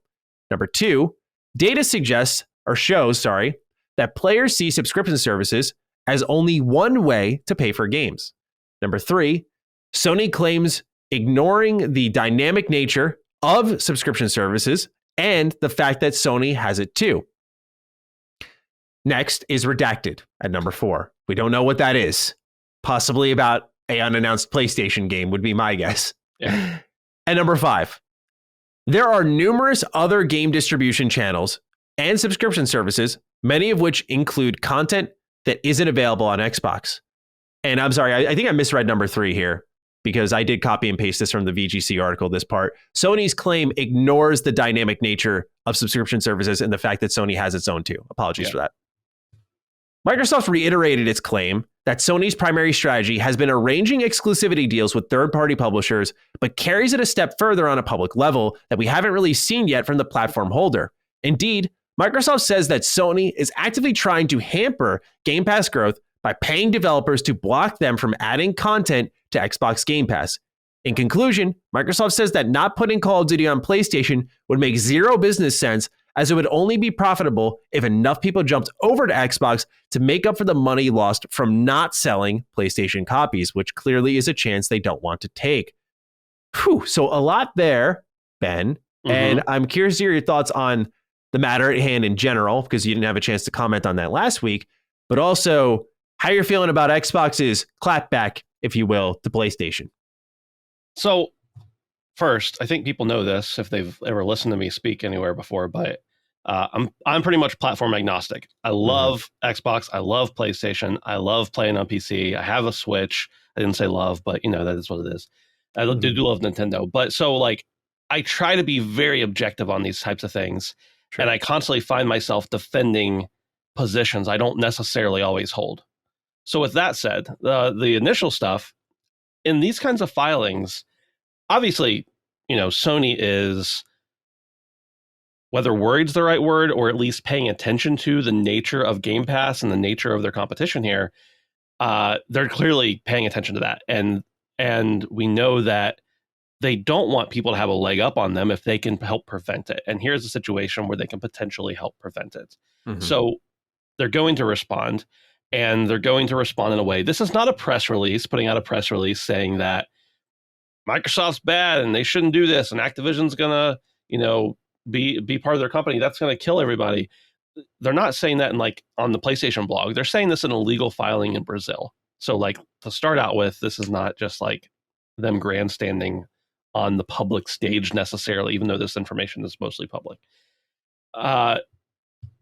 There's also, when you have a trademark or a copyright or something and someone challenges it, you must defend it. If you do not defend it and someone challenges it again in the future, when you go to court to defend it that time, they can actually point to those other examples where you didn't defend it, and you will lose because you chose that your information that you had was not, or the property you had was not valuable enough to defend it from, Tiny Tim down the road, but it was against XYZ giant corporation.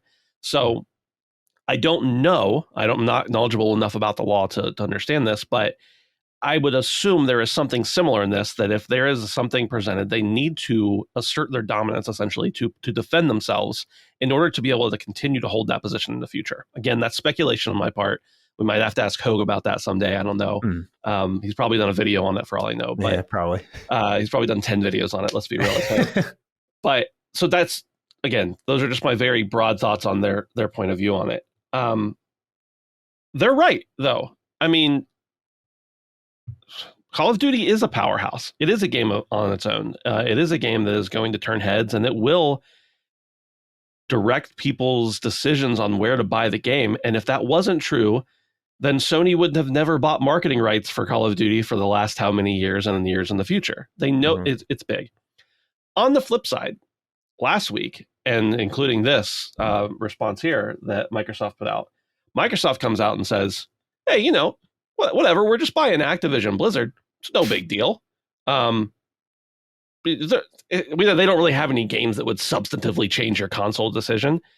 Okay, for somebody like me, that's true, because I'm going to play it wherever it's most available. I'm somebody, I used to, when I played the Call of Duty on console, I played it on PlayStation. Now I play on PC, but if I was still playing on PlayStation and I had Game Pass and I was, I'm fortunate enough to have everything, it's nice, but I understand people have to make their choices. If I found out it was on Game Pass and I didn't have to pay for it extra there's no way in hell I'd be buying it on PlayStation. I'd be switching to Game Pass. So they know that. They wouldn't have spent $69 billion on these games if it weren't for that. With that said, and feel free to cut in any time here, because please. I'll talk forever. So no, go for it. They're right, though. Sony's being hypocritical here. They're saying we don't like that they're putting it on their subscription service because subscription services are bad for the industry. Meanwhile, 2 months ago, Sony rolled out their own subscription service. Now, granted, it's very different in nature. There's a lot of things very different about it, but it's a subscription service that has free games on it. That was in quotes again for people who are listening. So they're both being hypocritical here, and they're both also right here. There's a lot of nuance that that we've gotten into a little bit, and we could get into more if we wanted, but they're both very right and very wrong. Sony is crying the blues because they need to legally, and Microsoft is defending that by downplaying everything because they need to legally. So they're both in the wrong, and also they're both 100% right. So I don't know. I know I heard your thoughts last week, obviously, but I'm curious now that there's new stuff here. what you're thinking. Yeah, it's definitely a developing saga here. I'm sure we'll even have more on this next week because I imagine PlayStation will have something to say back to this because, as you mentioned, legally they would probably have to until the matter is officially settled by Brazil. It's hard to really add more to what you said because I think you put it so perfectly that both are right, both are wrong, both are hypocrites. I find Xbox's downplaying of Call of Duty's influence a little fascinating because what other game would be at the center of a discussion for this long on its power in the industry? And I think PlayStation's argument last week was fair in the sense that even in what is called a down year for Call of Duty in Vanguard, which a lot of people didn't like, and I think some of its power is waning, that it still was the number one seller. I think, though, that what has changed since then is as I've revised this argument and looked at it again and again is I think PlayStation is downplaying their own IP, some of which they own, and that I don't know if they'll ever be Call of Duty, but, I mean, if I was a developer working at PlayStation and saw what they had to say about our potential versus Call of Duty's, I'd be a little frustrated, knowing Killzone's on the shelf, knowing Resistance on the shelf. Not that those would be Call of Duty-like, but saying they never have a chance in hell of being as popular as Call of Duty. I think that was unwise for PlayStation to say because I don't know if it got them anywhere in the argument. It just made them look kind of defenseless, which maybe that's the point. Like, look so weak that it's like they're going to dominate the market, man. We got nothing. And I was very surprised by that as time went on. I was like, that was kind of not wise to say, I feel, with, what teams you have. And I feel like it's been very surprising to see now Xbox with a 27-page response. No one's really talked about Bungie. And I know that's kind of fascinating because PlayStation's doing a similar thing. Like, hey, we now own this studio that makes one of the most popular first-person shooters out there. We're not making it exclusive. That's all there is to it, right? And the deal is official. Like, it's done now. Like, Bungie is a part of PlayStation. They're like, nothing in the future will be exclusive. That's different with Xbox. I know there are completely different deals in that regard. But right now, if we're going apples to apples, looking at Call of Duty and looking at Destiny 2, I think they're like right in the same bin. I think they're both highly popular first-person shooters that are not going to be exclusive. They're going to be multi-platform, but they're popular enough where the marketing rights are influential to bringing people to your box. So Destiny fans will go to PlayStation and Call of Duty fans will go to Xbox. Sure. And I think PlayStation recognizes that because right now they don't have a first-party answer. So it makes it a little bit more of a sting for them, where Xbox, we call it the shooter box for a reason, right? Halo just came out, Doom, whatever id's working on next.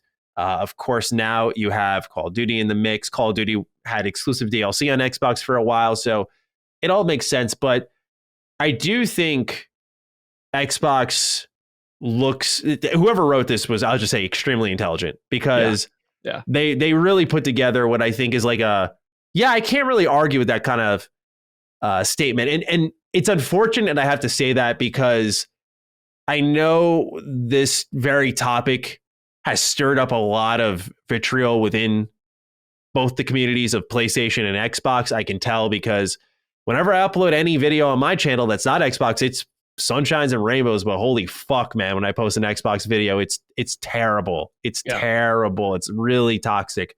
To the point where I've just considered muting people, which I never do. I'm like, yeah, you can say what you want. I don't really care. Just don't be an asshole. But people are being assholes. So it's on the table now. And I got to say, though, in all honesty, I look at what Xbox has said here about calling PlayStation out for signing exclusive contracts. One of those examples being Final Fantasy VII Remake and saying you can't come to Xbox or you can't come to Game Pass. Seeing that brought to a public level is kind of surprising because it confirms the thing that we had really speculated about. The reality is when it comes to, again, we'll use the Final Fantasy VII Remake example, this was not something that was outright publicly confirmed by either side. No one had been has said before, yes, we were paid to stay on PlayStation or we accept an exclusivity deal. It was just very kept hush-hush. Xbox is now saying, you have indeed tried to hamper the growth of our service by paying people. We don't know what those specific games are, but I think it is a fascinating point to see come to the public. It's unfortunate, though, because, again, I think it's going to flame the console wars even further. But there's a lot more that we can really dig into with this. I'm just taking a quick scan if there's anything you want to dive into right away while I take a look at the entire quote from this 27-page document. I'm taking a little bit of a step away from this, but it's still about Activision and the whole acquisition and everything. It's really interesting to me because, like, when we think about Microsoft buying Activision Blizzard King, we think about Microsoft now. Oh, they have Call of Duty. That's the first thing on everybody's mind. Microsoft has Call of Duty. Granted, it's going to be everywhere still, but whatever. I read an interesting article from PC Gamer earlier this week and talked about it on a different show last night. But Activision's mobile revenue earned more last quarter than PC and consoles combined. And of course, we have Diablo Immortal, and that's, of course, a money sink and everything else like that. Yeah. But here's the really interesting part of that. So that definitely contributed. And the fact that it's Vanguard that's out right now, that all contributes to it too, that people just aren't that interested. Here's the really interesting part is that Activision Blizzard King reported total revenues of $684 million in the quarter, which is more than 82% of the total mobile revenues for the year. So Diablo Immortal made a lot of money, but Candy Crush made 82% of their mobile revenue, $684 million. That's, granted, PlayStation, they've said they're going to work on some mobile games. We're forgetting about King when we talk about this deal a lot of times. Very true. King in a quarter made $684 million off of chain smoking 65-year-old grandmothers playing Candy Crush. I mean, it's absolutely insane. And I'm really surprised. I understand why Sony wouldn't contest that. But in Microsoft's response, they said that Sony was the only one. I'm really surprised that nobody on the other companies that had to respond commented anything about King. It's massive. Granted, it's very niche, and it's pretty much one game providing most of that revenue. But I don't know. I don't know if you found the other thing you were looking for there, but I did. But you make a great point that absorbing what is the majority of the mobile market, right? You said 82% of revenue that quarter. That's ridiculous. So just to clarify, that's 82% of ABK's mobile revenue. Oh, okay. Sorry. Sorry. Not all mobile revenue. I was like, that's insane that no one said anything. Still, I immediately thought Diablo Immortal. That's why it earned more last quarter. But no, it was only partially because of Diablo Immortal. It barely still beat it if you take that out of it. So. And if you want to really tie some loose tendrils to things, I'm surprised that PlayStation hasn't spoken out about other franchises. We just talked about how Overwatch bumped up to number 5. There's a reason I put these things in here. See, ladies and gentlemen, I think the show through. We saw Overwatch jump up to number 5. Overwatch is more popular than we give it credit for. Diablo Immortal, if it's making that much money, a lot of people are becoming aware of what Diablo is. They're reminded it exists. Diablo 4, that's looking really nice. So there's a lot of big games that Xbox gets their hands on beyond the talent they get their hands on, beyond what you just said about King. This is a massive deal. So there's a reason why they're pushing back on this. And I think in the heart of the argument, beyond everything else said by Microsoft, they really hit the nail on the head here, which I'll read it again just because I know there was a lot I did read. So I think it's only fair. Microsoft pivoted their argument to saying Sony wants to avoid Call of Duty on Game Pass solely because they are, quote, resentful of having to compete with Microsoft's subscription service, end quote. They followed that up with Sony's public statements on subscription games, and its response to the SG's letter are clear. Sony does not want attractive subscription services to threaten its dominance in the digital distribution market for console games. In other words, Sony rails against the introduction of new monetization models capable of challenging its business model. Do you think this is a fair assessment? Because, right now, PlayStation is very big on what I call like the prestige, the allure, right? I think about Nintendo, right? Where everyone talks about the Switch tax. Just because it's Switch, things are charged more. Right. Because it's PlayStation, you're getting the premium experience, I put in quotes. This is something that you should pay more for. You're not going to get it day one on a subscription service. You have to pay good money for it, but you're going to get a good experience. Do you think this is a fair assessment of Sony's perhaps fear that a new market tactic will become known to a broader audience, and in turn, they'll look at PlayStation and go, well, where's our day one games for God of War, Ghost of Tsushima 2, so on and so forth? Do you think that is why they're trying to tiptoe around this deal, maybe? Yeah, I think so. I mean, I think that's relatively clear. Sony doesn't want one of their biggest revenue generators, excuse me, to be on a service that you don't have to pay extra for, because that means that many people who have the ability to choose are not going to choose theirs. So I think that's true. I am a little surprised that to see them say it this bluntly, to see Microsoft say it this bluntly in what essentially amounts to a court of law in Brazil, like that they would put this on like, in a legal paperwork. It is still opinion, but it's legal paperwork. I'm a little surprised to see literal real life console wars. But we haven't seen that in these ways since like the mid 90s. So I find that fascinating. Indeed. It is fun to monitor, and we'll continue to keep our eye on it unless there's anything else you want to throw out there about this subject. We can move on. Yep. Okay. So we'll see what happens next, but very interesting indeed. Number 2. Long has it been awaited, and now it has finally arrived. Subscribers have clamored for a family plan within Xbox Game Pass, something commonly seen in other subscription services such as Disney Plus or Netflix. And now, Xbox has finally got the ball rolling on it. Announced through the Xbox Wire post, those a part of the Insider program who live in, very specifically, Ireland or Colombia, will be able to test these offerings before it makes its way to other regions around the globe. Nicholas Brillhart writes in, "Greetings, Dukes. Hope I'm not too late with this write-in. I just caught Maddie's Xbox News update and saw that Game Pass's family plan is entering a close beta.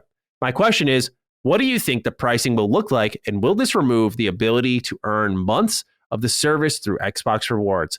I currently don't even pay for Ultimate, as with the rewards points I'm earning, I'm covered for another year, and I'd hate to have to give up on that in order to join a family plan. Have a Wakanda Portajour kind of day," which, continuing the ILP jokes from last week. Ben, how do you feel starting off about the family plan before we get into Nicholas's question? I like it. I like the idea of a family plan. For me, if you want to go by what they actually mean by a family plan, they mean your family in a plan, right? They mean people in your household, people who you're related to, whatever. Most services have something in their TOS about like, this isn't for you to share with your buddies. I'll get to that in a minute, but for me, it's not necessarily enticing, but for many people, it is going to be enticing. I know plenty of people who's, they play games. They got 2 kids who play games. Their dad plays games, and maybe their brother-in-law. That's just how it works. Like, a lot of people in your family play games, and they're going to want to still be part of your system.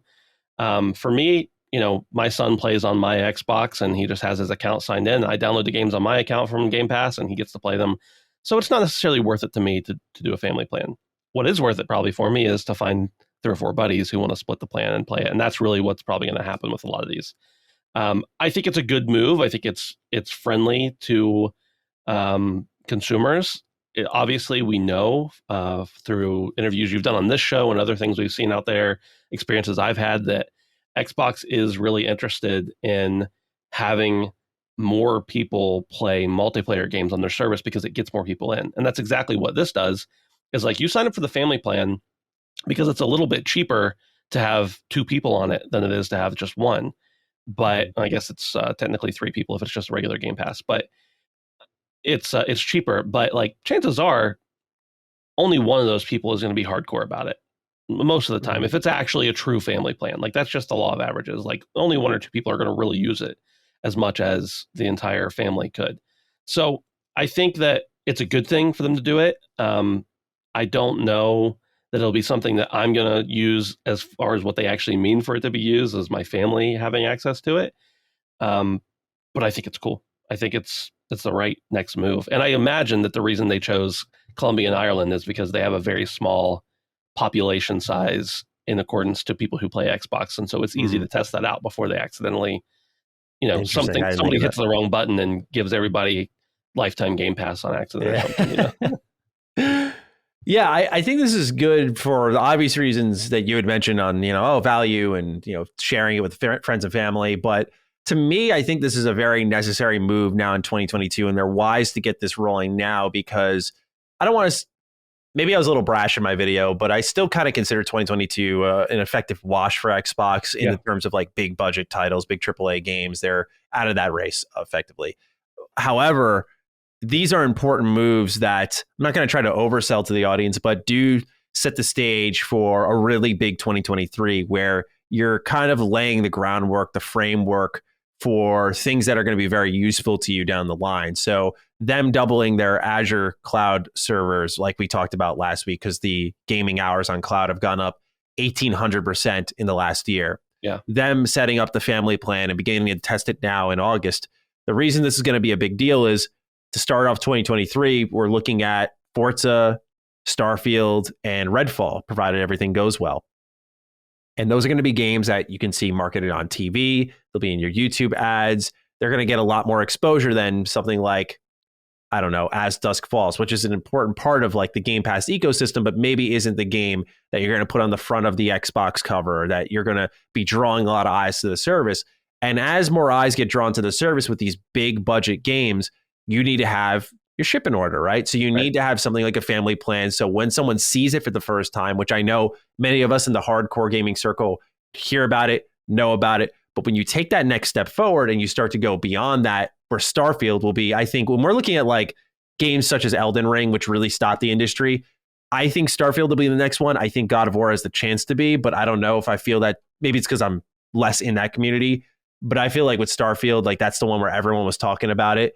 But God of War has the chance to be, but I put my money on Starfield as the game that's going to draw a ton of eyes to the service and really bring in hundreds of thousands of people potentially. And if that's going to happen, you need to have everything ready to rock and roll. So of course, yes, like the family plan speaks for itself on its value and what it brings to the service. But I do think it's a shrewd move to do it now ahead of the storm and have everything in working order. So when people see it for the first time, it offers everything you'd expect in a subscription service. Because when you think about it, it's kind of technically, even though it's been around for 5 years, in its infancy in the terms of feature offering, right? Like I feel like Disney Plus Day One had like, here's multiple users that you can have. And it's different because Netflix kind of set the formula and established what that would be. But different medium.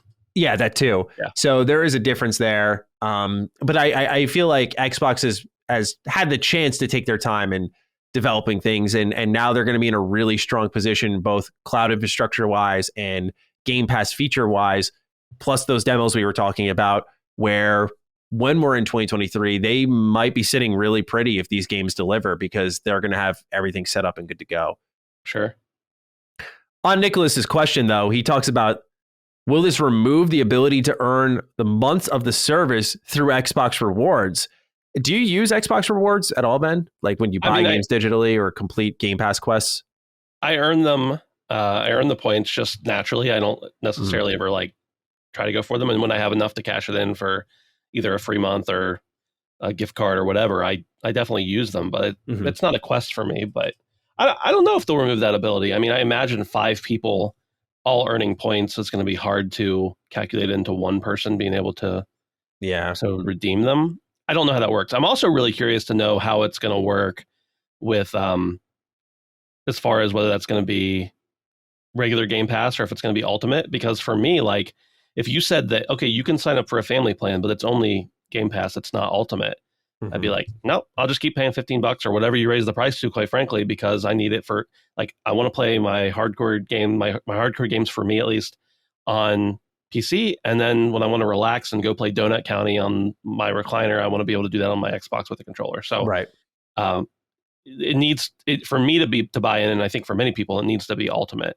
And I guess that includes the what Ultimate includes live too, right? Yes. Yeah, and the regular Game Pass doesn't. Is that correct? Yeah. Okay. I don't know. I've always had Ultimate. Yeah, I think Gold is just for Ultimate. I don't think Game Pass, because Ultimate is the one that has it all in one. You know, I should probably know that, but I've always had Ultimate. You think I would too, but the way they've laid out the tiers, they never talk about general Game Pass. They always talk about Game Pass Ultimate. Let me just make sure, just for. I think Cloud might only be available on Ultimate as well. Let me double check, because I'm just, here we are, Microsoft's official website. Compare Game Pass programs. Okay, let's see here. God, the layout is terrible. That's something they can work on here, because if they're going to start marketing this to people, so right now for Game Pass for console, it does not include Gold. That'd be a separate $10 a month subscription, which would cost you a total of $20, or you can do Ultimate, and it says this does include Xbox Live Gold, EA Play membership, perks. It makes it where it's like, why would you ever sign up for either of these individually when you can get it all for 15? Unless you smart. Literally never play anything with other people and you don't care about EA games or Cloud the problem is I don't want to get too deep into this because we'll just move on, but I'm looking on their website here. I'll link it to you so you can see for yourself what I'm talking about. put it here in our chat. Yep. It's the imaging, like Xbox Game Pass, PC Ultimate for console, and Gold all are like the same branding. So yeah. I'm saying this as someone who studies this pretty regularly. I'm like, which was which that I was looking at?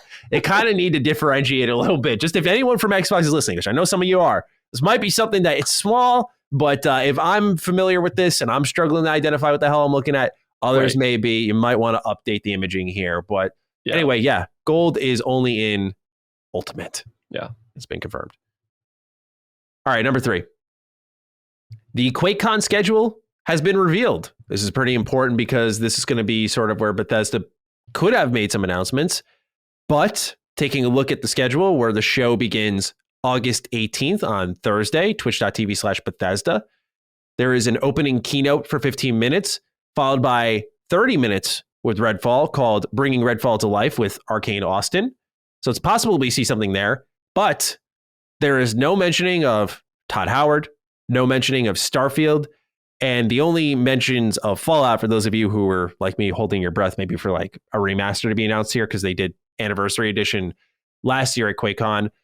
Fallout 76 Expeditions, The Pit and Beyond is at 4:30, and Fallout 4 Interactive Charity Run is at 5. So doesn't seem like a window there for anything. And again, no real mention of Todd or Starfield or anything like that. So the stage has been set, Ben, where we have right after this is Gamescom, where there's said to be some new content. Xbox will be there. And they've said what will be at the at Gamescom, which I will bring up now. But I want to know from you, what is your general expectation going into QuakeCon, if anything at all? Yeah. Is there going to be any announcements? Because real quickly, the current list of playable games at Gamescom are Microsoft Flight Sim, Gunfire Reborn, Sea of Thieves, Lies on P, High on Life, Grounded, Pentiment, A Plague Tale Requiem, Minecraft Legends, Planet of Lana, and Age of Empires 4. Please continue. It's disappointing to see that there's not some of that stuff, but Maddie, can you think of a time? There have been very few that I can think of. A time where a company has said, here's what you can expect to see. And that's all we saw. Mm-hmm. I mean, almost every time you at least get a trailer drop during one of these segments or outside of the segments entirely. You get an announcement, even though they said there weren't going to be any announcements, and they somehow managed to, get you on semantics. They're like, well, we said there wouldn't be anything new, but this isn't new. We've been working on it 3 years, actually. You just didn't know, so like, I don't think all hope's lost. I think there's certainly a possibility. So you're giving me a shred of hope. Okay. I'm trying to hook you up here, man. I'm trying to help you out. I know you're really passionate about your Fallout remasters. It's got to happen eventually. And here's the thing: if they were going to announce, let's say, if they were going to announce Fallout remasters at QuakeCon, would they put that on the schedule ahead of time? I guess. Okay. So here's my theory, right? I love where your head's at, because I think you're right. But at the same time, the reason I've doubted this is because in my head, I didn't think it needed to be a big to-do to announce like a Fallout port or a remaster. But in my head, I was like, wouldn't this be something like Todd would introduce? Like, would this be during, let's say it was a Fallout remaster, right? Yeah. Would this be during the Fallout 76 segment? Like, would they do that? Like right when they're showing off the pit, which comes out the following month, also kind of kneecap it and go, by the way, this thing you really want, it's coming soon. Yeah. That's the thing. I'm like, I don't know. And I know that this is where I think we could see a trailer. id is opening the show here at QuakeCon. Yeah. This is their show. Do you think they show out with maybe an announcement in the opening 15 minutes? I think it's possible, certainly. It's been done in the past. I mean, we've seen plenty of stuff like that happen where like you were not expecting anything and they just blow the roof off. Mm-hmm. We weren't expecting them to acquire like 400 billion studios at the Game Awards a couple years ago. Sure enough, they showed up and had all those announcements. So, and as far as no Todd Howard, like, sure, yeah, there's no Todd Howard on this schedule, but I also don't see an asterisk at the bottom that says 100% Todd Howard won't be here. Mm-hmm. So I'm not usually the optimist, and I'm probably not even the optimist in this situation, to be quite frank. But I mean, I just don't think that if they had anything, QuakeCon's never been like, we're going to tell you all our plans for the whole year about everything we're doing. But they've always had announcements that you weren't expecting to be at QuakeCon. So that's fair. I think that that QuakeCon probably holds some sort of tidbit, whether it's what you want. Yes, I don't know, but I think that, they're not, because I'm looking at the schedule and I'm like, meh, okay, maybe I'd be interested in Redfall, but I've seen a lot of Redfall. Other than that, I don't care about PC building 101 part 1 and part 2. Yeah. I don't care about QuakeCon Quizothon. Like, I'm not going to tune into this if you tell me all that stuff. But if there's a big announcement that comes out, I'm going to be like, damn, I need to watch QuakeCon next year. So I don't know. That's fair. Yeah. Yeah, no, that's true. And I will put my money on, if there's any surprise to come out of this, I will say I'm feeling it's id. I feel like id is the one who's going to come out, because I remember, like, I went to QuakeCon in 2019. That's where they showed off Doom Eternal for the first time. I don't think they're going to show gameplay for what they're working on next, but they announced, like, here's our next game, maybe like a title card or something like that to sort of set the stage for maybe more at the Game Awards or maybe more at the next Xbox conference, kind of add to that slate. Right. Just kind of a confirmation, like, the rumor was they're going to work on Quake, I believe it was. Yeah. So what better place to announce that, right? I could see why, let's say Xbox said, can we announce this here? Why they would be like, let's do it at QuakeCon. That would make sense. Yeah. So if that rumor ends up being true, I could see this being the place for that. And that'd be great, because I feel like there's a set of teams that are slept on when we talk about Bethesda and Xbox specifically, less so Activision. And one of them's id. I think people forget really quickly that that's going to be a huge get for Microsoft down the line. Yeah, their tech alone, is gigantic. Yeah, absolutely. So we'll see. Is it entirely? Sorry, I don't know this. Is it entirely streamed? Yes, this year it is also streamed. I've been there in person. Yeah, it was okay.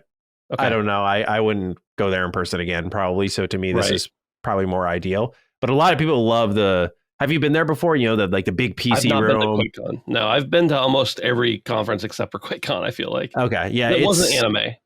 Yeah, clarify. Yeah. Okay. Okay. QuakeCon is this. It's at the Gaylord Texan Center when I went, and it's not your typical convention where you see like booths, people selling stuff. Right. There are people dressed up, but it's like a ton of keynotes, really. Mm-hmm. And it's like attached to, in that case, I think there was like a hotel or something there. And I filmed a bunch of videos in like abandoned hallways and stuff just because that sounds wrong, by the way. But I more so mean like I was talking about Fallout 76 at this time. Yeah. So, it's a really weird convention. Not your typical one, but it's there if you like to play games, because you go there and you'll hook up your PC and people just play together and make friends. Mm-hmm. So it's cool for that. The other thing, real quick, that we don't often think about during these things is, when QuakeCon's happening, like let's say they come out with, they talk about the Elder Scrolls Online. So all these journalists go and they do interviews with the people who then talked about the Elder Scrolls Online. And during that interview, they say, yeah, you got anything to talk about for this other property? And a lot of times we get those little nuggets during those interviews and stuff. So I don't know. Ben, you're quite the optimist here. I love it. I can't believe it, really, quite frankly. I just... The thing is, I almost don't believe any marketing from video game companies anymore. And if they're telling us this is all that's going to be there, I'm like, okay, yeah, but probably something else too, right? I don't ever get my hopes up, but it doesn't surprise me either. So, well, I hope you end up being correct, because certainly I would love to be wrong about this. With that, we move on to number 4. This is where we're going to really miss Cog, because one of the teases here is, between this and the delay, this show had his name written all over it. Yeah. So, Evo, it happened this week, and we got a couple of cool reveals out of it. First of all, this is where we're going to miss Cog. Bandai teases what seems to be a brand new Tekken game alongside their announcement of a free Tekken 7 update.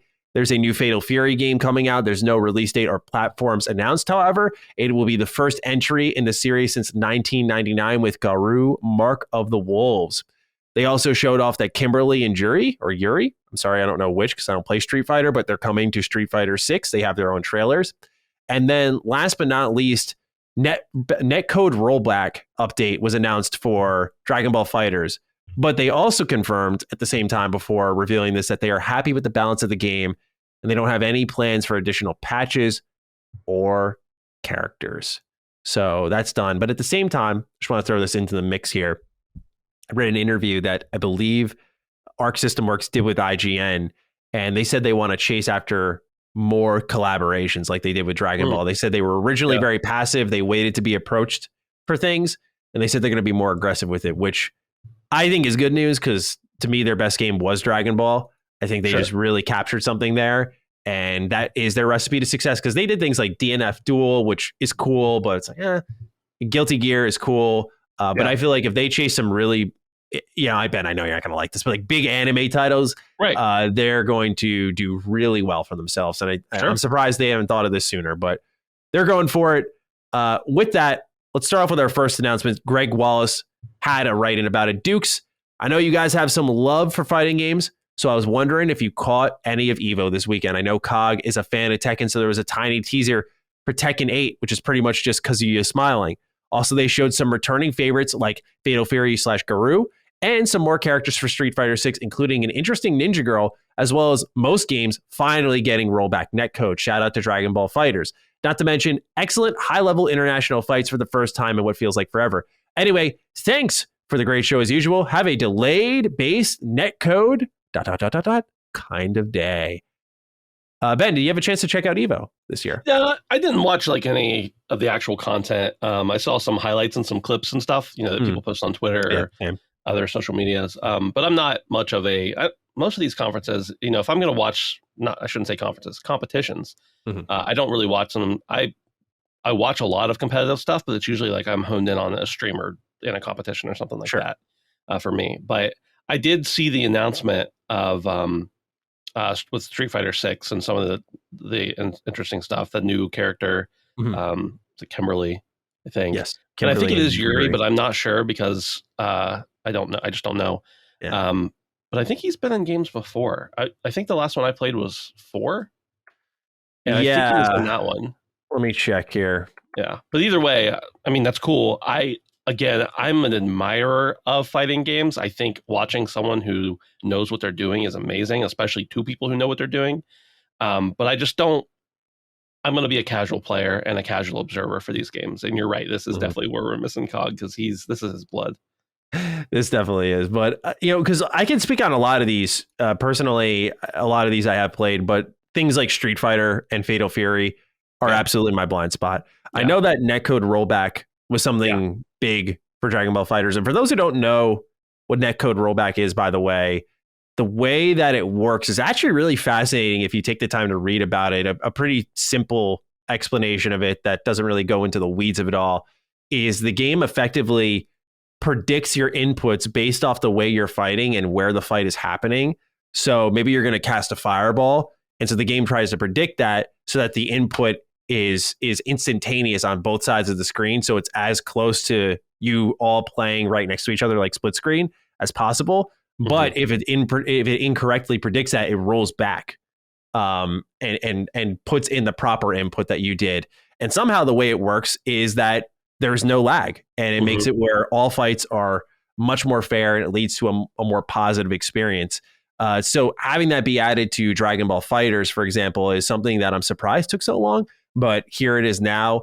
I am not too upset that they're not adding any more characters to this game or patches, because they supported this game way longer than I ever expected them to, and they added a ton of awesome stuff to it. But to me, I think that the big talking point here, and we'll give Cog his window next week for sure, is Tekken, because I saw Cog was playing Tekken 7 on his Steam Deck, so we already know he's going to come in next week with what he's playing and talk about Tekken a little bit. But Tekken 7 was one of the the better fighting games that's come out in recent years. I put a lot of hours into this one as well. It was like literally going back and forth between Tekken 7 and Dragon Ball FighterZ. Like, it was just a great stretch of new, refreshing fighting games.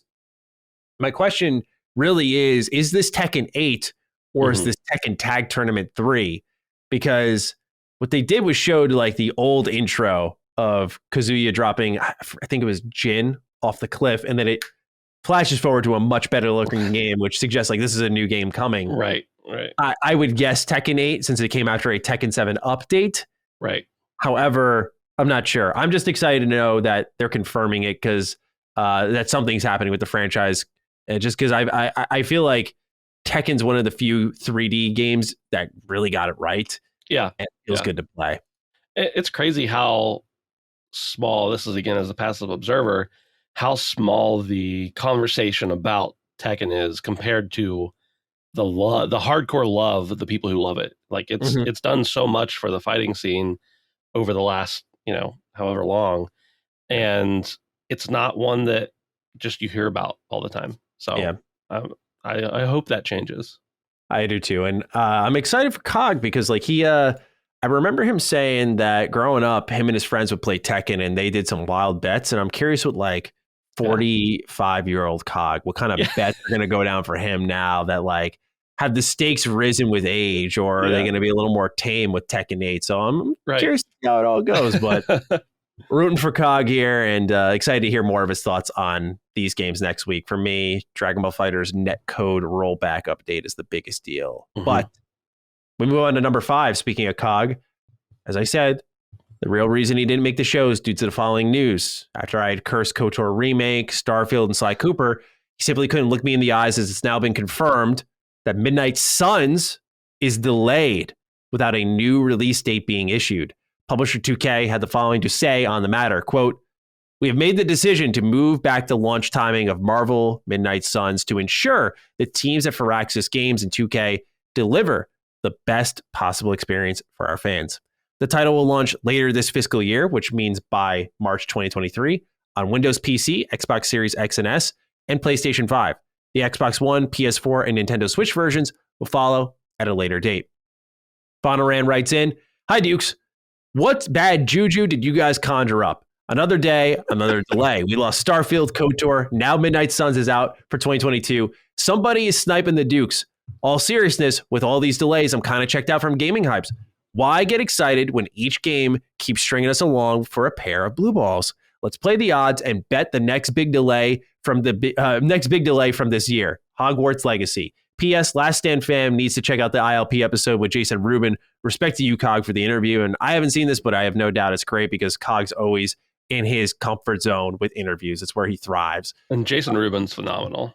I haven't seen it either, but I know I've seen other stuff with Jason Rubin, and yeah, absolutely. Sure it's great. So no doubts on that. But Ben, I know you were just talking about not really believing anything these companies say. So I feel like you're best to start off this subject with talking about, is the gaming hype worth it? Why get excited when everything just gets delayed at this point in time? Are you surprised by Midnight Suns getting bumped back?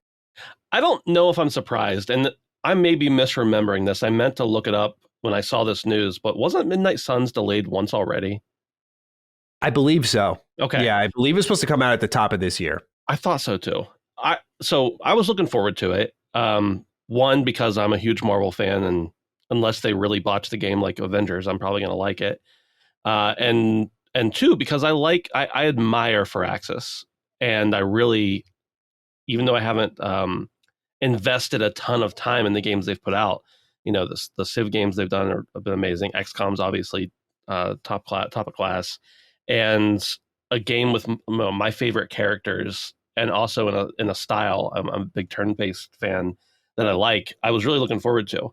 And so it is disappointing to see that. And I wasn't really expecting another delay for it because they had already delayed it once.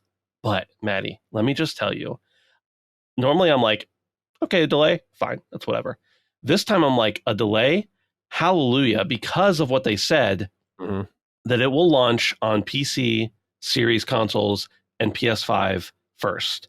And that tells me that this game is focused on development for those consoles, and that they're not going to pull a Cyberpunk and put out the same game on PS4 and can't even believe it's going to be on the Switch, but they're going to put it out, but they're going to actually have to work on making those compatible.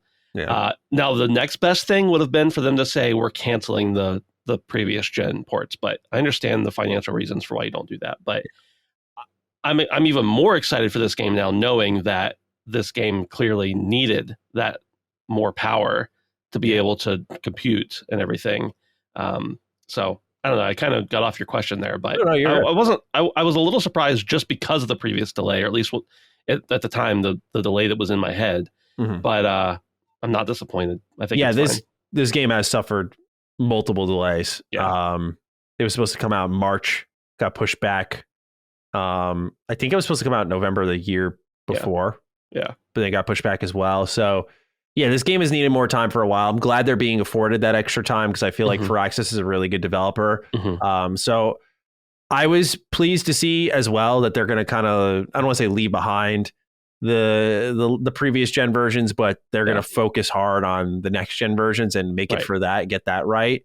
I'm just fascinated, like you mentioned with the Switch, because Hogwarts Legacy is also apparently going to be on the Switch. And I looked at that game. I took one look at it and said, how? No. How? Like, this is going to be a train wreck, man. Yeah. It's going to be like 480p or something. Yeah. I bet. Yeah. Do you think, given they haven't put a new date on it, do you think this comes out this year? I imagine our answer is obvious, but just for conversation's sake here. I don't think so. Yeah. I would say since they gave it to the end of their fiscal year, that probably means they're not confident it could come out by the end of this year, or else they would have said we're going to delay it into December instead.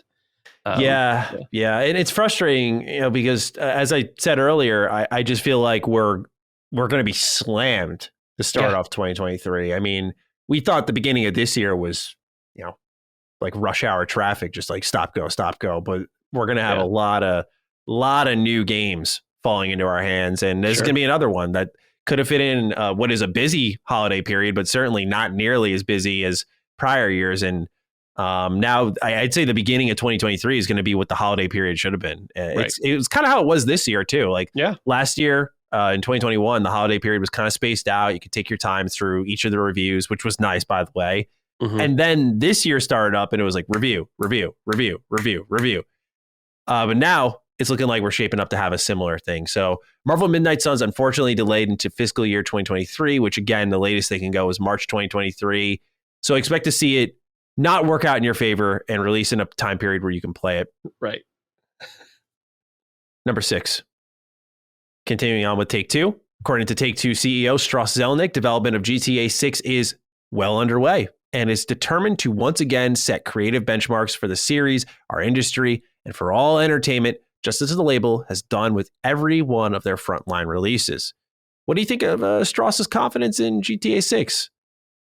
I mean, if Take-Two said anything other than that they were positive about GTA 6, I'd be like, well, then what are you doing? Like, I mean, of course they're going to say that these things, that the next game in their amazingly popular series is going to be amazing. With that said, if GTA 6 isn't the best game that's made in that decade, or maybe not the best game, but the game that sells the most and the game that moves that type of industry forward, and if it's not revolutionary, it's going to be real bad for them. So, and they've messed it up severely. So yeah, I mean, that's great. People obviously in droves love GTA. I'm really interested to see, Maddie, what they do with the online component, if they adapt what they already have into the new framework, or if they totally create something new and leave the old one in the past, which would be probably unprecedented, but because you lose so much, people are going to lose so much if they do that. Such a tough call for them to make. That's the most interesting part of it all. It's not really even the single player component. You're like, okay, it's going to be a new GTA game. We'll see what Rockstar brings to the table, technically speaking, to kind of blow us away. But yeah, the GTA Online thing, do you do sort of a, if you will Realm Reborn style relaunch and say, like, this is the new GTA Online? If you're already playing this game, it's just going to evolve it and reset things, kind of a free transition, or knowing Take-Two a paid upgrade, if you will. I kind of see that path being taken, but I'm very keen to see what they're doing, because I know technically speaking, we've been overdue for a new GTA game, but for me personally, like, I want more Bully. Like, I want to see Rockstar try something new. But I get it, because I'm sure this is how like non-Bethesda fans feel about like Elder Scrolls and Fallout, and they're just like, like, let's do another Elder Scrolls game. It's time. And I'm like, give me more Fallout. It's only been like 4 years. Give me more Fallout. So I get it, but just interesting to see the confidence in the product, and that it's well underway, which means it's their main focus as of now. Yep. And it's interesting as well because just on a side note, I feel like with Rockstar games, typically you don't hear about them until they officially tease it. Like with Rockstar, I know they teased Red Dead by just changing their profile picture. Yeah. And I know with GTA 5, it was just like, here's the trailer. And I don't remember any teases or being like, yeah, we're working on 5. It's underway. So it's interesting to hear the continuous talk of it. What was the context of this quote? I believe it was a financial earnings call. Okay. Yeah. That makes sense. Yeah. With that, we move into number 7, which I'm very excited about. Jeff Grubb has word on what may be next for the developer who just released Guardians of the Galaxy late in 2021 to critical acclaim and, according to the never satisfied with the West, Square Enix, underdelivered on a commercial front. Eidos Montreal is said to want to return to Deus Ex, where they can do, quote, what Cyberpunk 2077 couldn't, end quote. Here's a direct quote from Jeff. We don't know really what to expect from an Embracer-owned Crystal Dynamics, Eidos Montreal. It's early. The rumblings I've heard is they want to get right back into Deus Ex. They want to do what Cyberpunk 2077 couldn't. That's the word going around. I mean, we'll see if that happens. It's so early. Who knows what will turn into that? But that was probably not even, there was no possibility of that conversation to even begin under Square Enix, right? So, very interesting stuff here.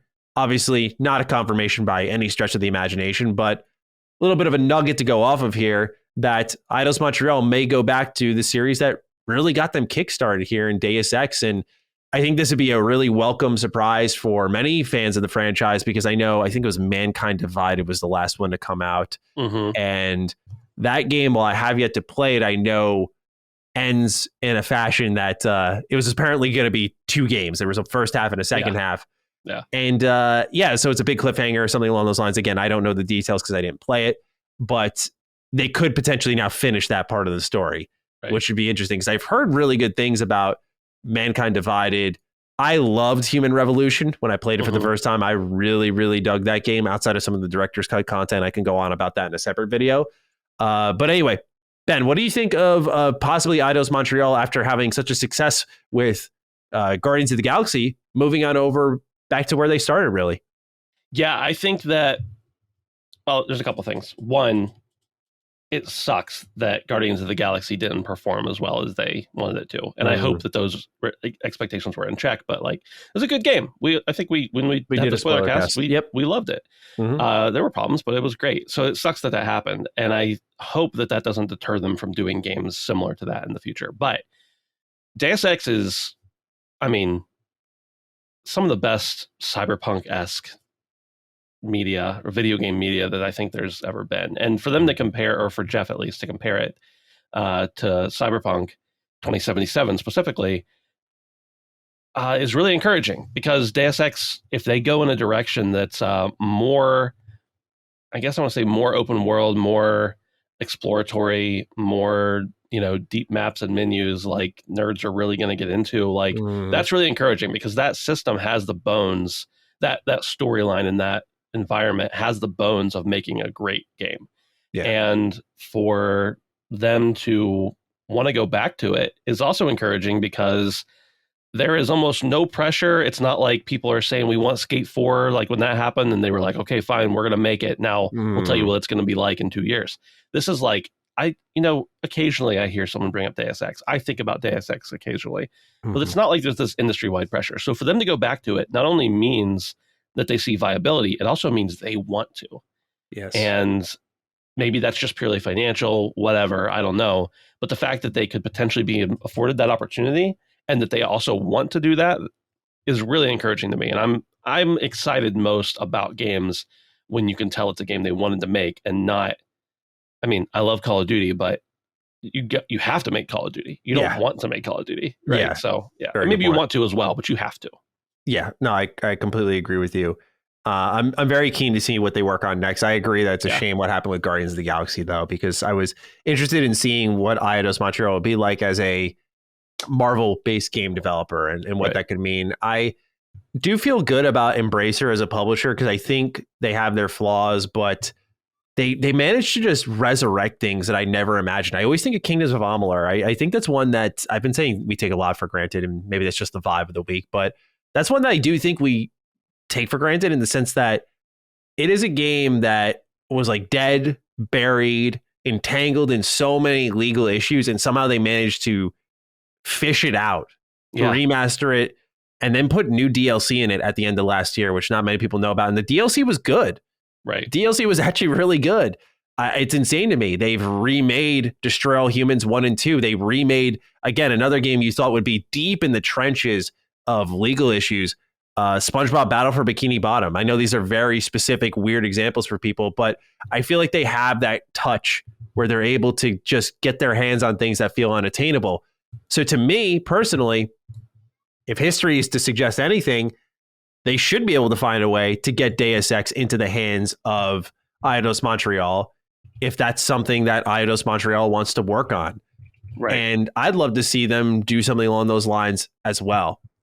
So with that, I'm pumped to see maybe more Deus Ex. I got to play Mankind Divided one of these days. I really do. I think I owe it to myself because I love cyberpunk stuff. And I was a fan of Cyberpunk 2077. Like, I know a lot of people felt underwhelmed by the, if you will, cyberpunky sci-fi sort of fantasy that it could have delivered.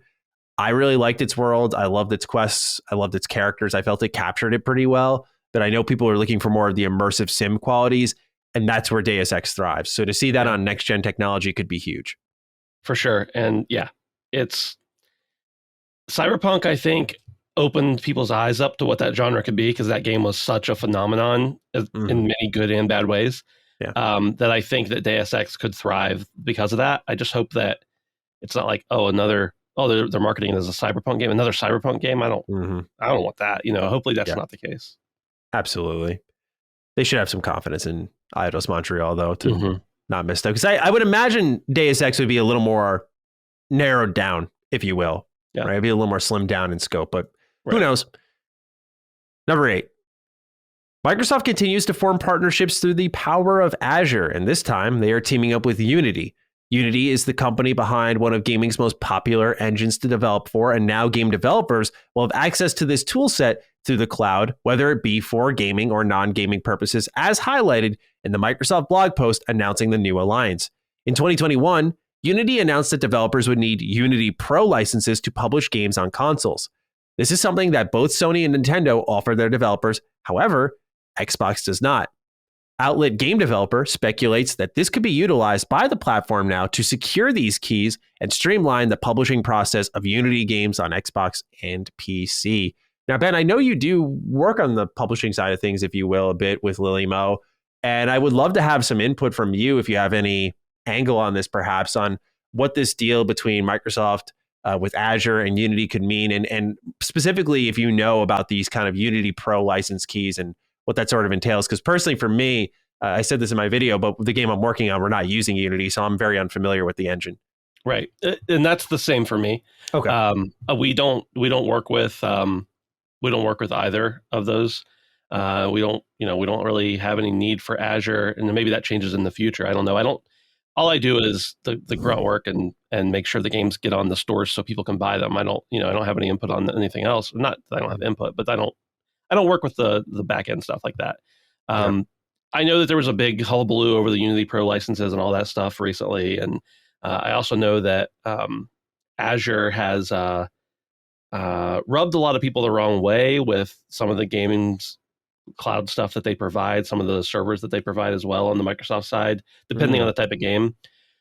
Specifically, I know that because it's, that's like the buzz term, and people who don't know what they're talking about and who know what they're talking about, but especially people who don't know what they're talking about are like, there's this problem in Sea of Thieves because of Azure. And I don't know if any of that's true or not, but that kind of stuff happens. So the short answer to your question is, I don't really know how this is effective, but I do know that if they can work it out so that it makes it more friendly for publishers, you and I are going to be all about it.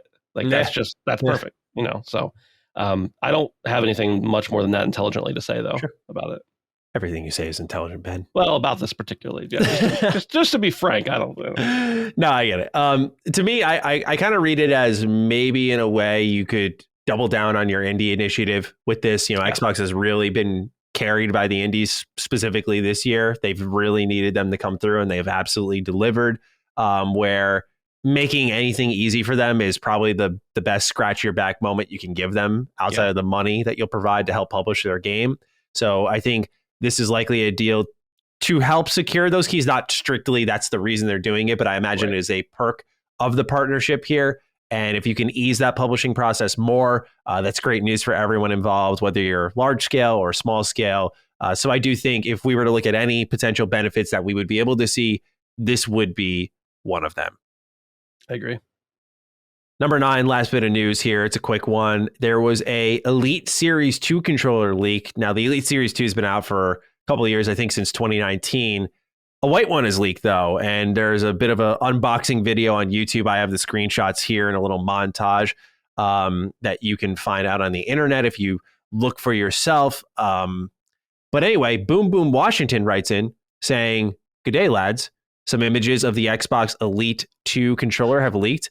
And while I wouldn't mind another grip color, looking pretty decent. Have you had a chance to sneak a peek? And if so, does the house approve?" And Ben, I wanted to toss this your way because I need to know if you're like a big custom controller guy or premium controller guy, if you're like me, where I don't really care. I don't know how else to put it. Right. Yeah, I think you and I are very similar in that fashion. I don't care. There have been times like I got the back button attachment for the DualShock 4 when it came out because I got it for like $14 or something. I don't remember. It was so cheap, but no, I don't have any real things to say about it other than that I don't own, because again, I don't play super hardcore games on my actual Xbox on a controller. So I don't have a need for one, although I am very intrigued by it. But I've gotten to use the Pro controller in the past, and what's it called? The Elite controller, not the Pro controller. Yeah. I've gotten to use the Elite controller in the past, and it seems very nice. I like the way it feels more than I like the actual base Xbox controller. More options are always a good thing. I think that's cool. I think the controller has a lot of good features already. It's been out for a while, so we know that. But I'm just curious how they get these kind of leaks that look like it's in a finished product state. Like, yeah, I agree.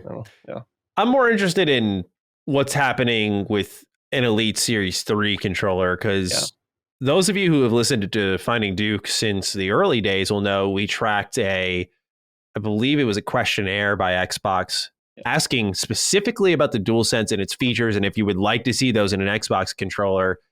And I think that's another thing that they should try to start putting out, maybe entering 2023, to really, again, have everything in order between cloud gaming, Game Pass family plan, and like your premier controller, that while you have to probably pay an arm and a leg to buy into, you could go to publishers, developers, and say, you could put those DualSense features on our platform now that we have this controller over here, and kind of even the playing field in a place where Sony does have the advantage, where I like the form factor of an Xbox controller, but the feature set for the DualSense is extremely impressive, and I think the best we have out right now. Yeah. I will say that I feel like people, maybe you haven't played with a DualSense, or you don't own one or something like that. I will say that while a few games have done really cool things with the DualSense, I don't feel like if it wasn't there, I wouldn't miss it. The adaptive triggers piss me off in some games. I'll just throw that out there. Right. The fact that it is there is, a positive thing. But I don't think Xbox is missing anything by not having it. But if they have it, obviously it's great. But if they don't, then you're not missing anything.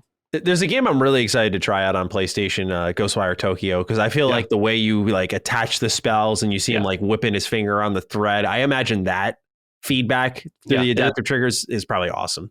That game particularly is one of the ones. That one and Returnal was cool. Obviously, the game they made, the Astrobot game that they made, that was specifically made to show you the controller, I think. But outside of that, a lot of the third party people just don't. I understand why they don't do it, but they don't. A lot of people don't put a whole lot of extra work into taking full advantage of the stuff. Sure. Well, that's all the news we got this week. So here's to a much more busy week next week. We'll see about that, though. Now we move into our Game Pass / back compat pick of the week. Ben, you have the selection, good sir. I've got What Remains of Edith Finch. I teased it earlier. Here it is. Is this a game you've played, first of all, Matty? I have not. So I've heard a lot of good things. I think this falls into the walking sim bin, but as I mentioned to you when we had our As Does Fall spoiler cast, this is kind of the type of games I've fallen out of. So I'm really excited to hear your thoughts on this. It's funny because you've fallen out of them and I've fallen into them a little bit. I'm still not huge on. I've tried to play Danganronpa. Oh, you have? That's not a walking sim, but I've tried it. It's up there, yeah. Yeah, I've played the first 2 to 3 hours 4 different times, and I just can't do it. But anyway, you tried though. Thank you. I have tried. I am not, and I'll probably go back to it eventually. Someday. We'll see. Anyway, What Remains of Edith Finch is a game that came out, and I was interested in the aesthetic, but once I found out what kind of game it was, I was like, no, I'm not interested in that. And Dustin has encouraged me to play it in the past. Other people have encouraged me to play it in the past, but they also know my preferences for games, and they're not the types of games I would prefer usually. But for whatever reason, I think I was interested in playing it. It was, I already had access to it. And then they came out with the information about the updates that they were putting out. And I was like, you know what? I'm just going to play it. So it's only, I went for the full completion of it. So I think it probably took me like 2.5 to 3 hours or something like that. But it's super short. You can play it in the afternoon. No big deal. But the game is essentially like, I'm not going to give away any of the major plot points, but it's Edith Finch. She's writing a journal or a letter, essentially a book to someone, and she's essentially telling them about her family and everything that's happened with them. And the major gist of it is there's supposedly a curse on the family, and everybody in her family has died in weird ways all through the different generations and everything. And so it's essentially just Edith goes back to her childhood home, and as she walks around and interacts with everything, she talks about what's happening or about what happened to them. And you get to, like, there's many different interactive points. There's some puzzle elements to it. The game is beautiful. The storytelling is rich. It doesn't, it's not going to excite you or get your heart rate pumping or anything like that. But like some of the little things you have to do to progress are really interesting. There's one instance where you have to, you're on a swing set, and you have to, pump the legs of the character to go around the swings, to swing is a better way to say it. So, it doesn't break any gameplay boundaries for me, but for whatever reason, and I think everybody who knows me at all knows that I'm not like a super emotional guy, but for some reason I got to the end of the game and I was just like, I felt heavy in the good way though, like a very satisfying way. And of course, it raises a lot of questions about the story, and you're curious, like, what is this curse all about? Does it exist? You want to know more about the characters. Like, it left me wanting more, and it looks gorgeous. It's a small investment for what is a phenomenal game. Just Annapurna, just the games they publish and pick out are just constantly bangers for me. They are really scary consistent with what they do. And they're only getting better, I think. So this game's been out for, I think it came out in 2017 or so. And I finally just was like, I'm going to play it. And I'm very glad I did. And this would be one of those games, Maddie, that I would recommend to you because it's because of the investment time. Even if you don't love it, it's such a short investment that it's like, you kind of have no excuse. Yeah. That's one that I've kind of shirked off for a while now. And I think I have it on my Steam library. I should see if it's Steam Deck compatible. If not, Game Pass. It's definitely one that I, even now, like where I'm really busy with, I put busy in quotes, like busy with a lot of games, where I should give it a run this weekend perhaps and just see what it's all about. It's worth the journey. And it's actually one that, like, as soon as I finished it, and my wife is not a gamer. She doesn't hate games, but she doesn't like playing them, I guess. They make her anxious, I think, is more what it is. That sounds like Laylee a little bit. Yeah, but she plays more than your wife. But like, she definitely doesn't like the anxiety it causes her. Like, she was nervous playing Stray. I was like, all right, let's calm down here. But this one was one. As soon as I was done, I went to Emily and I was like, hey, I don't care if you play it or you watch me play it, but I want you to experience this game. I just think it's a good. It's so good. The storytelling is awesome for sure. Nice. I love that. And there is more interactivity than I expected there to be going into That's cool. it. So that's nice. Definitely a big part of it all. Yeah. What Remains of Edith Finch? Game Pass pick of the week. Go check it out. A couple hours long. Couple of questions now to round things out before we end the show. The Muffin Man writes in, hey Dukes, everyone always talks about their Game of the Year contenders, but I want to go the opposite way. What was the worst or most disappointing game you two have played this year? For me, it was Mario Strikers Battle League. They messed up clubs mode horribly by limiting online play to you and one person, and the game has no content. have a Nintendo releases games way more bare bones than Halo Infinite, but gets no backlash kind of day. And Muffin Man, I'm there with you. I've been screeching that one from the rooftop. Not maybe in the defense of Halo Infinite, but that Nintendo fucked up royally with that game. But Ben, I'm keen to hear for you, what is the worst or most disappointing experience you've had in gaming this year? And I guess to narrow it down, specifically, if it were a game that came out this year, that'd be great. But if it's just even an old one you caught up to, let's hear it. Well, first of all, I was really hyped for Strikers because I think it was my favorite Wii game. And when I saw, like, I didn't look at anything until the reviews came out, and like all of my Twitter feed was just like, "This sucks," and here's why. And I was like, okay, so I've held off. But that would have been the answer if I'd bought it, probably. Yes. But probably the game this year that I was the most disappointed in was the Star Wars Lego game, the Skywalker saga. Okay. And that's not because it was a bad game. There's nothing about it that was bad. It just wasn't what I wanted. I was disappointed that I had just spent $70 on it, I think. And I played a lot of it. And I don't know if it was because I was like, I'm like a completionist kind of person and I just got burnt out, or if I was just expecting it to be different than every other Lego game I've ever played, which is a lot of them. But I was like, this sucks. Like it's good, but it sucks. Yeah. What was I always like asking this because I feel like the prequel stuff, which I expected to be really good, because that's literally where the series started with Lego Star Wars. It was episodes 1, 2, 3. But it was, to me, the worst content in the game, and it only got better from there. Where did you start? Because you could have started episode 1, 4, or 7. I did start at episode 1. Yep. Yeah. And that shit's bad. Especially the first 2 episodes. Like, I remember when I was reviewing it, so was my friend Paul. We were talking while reviewing it. I was just like, yo, this not feeling too good about things right now. It was really messy in the early going. I think I made it through.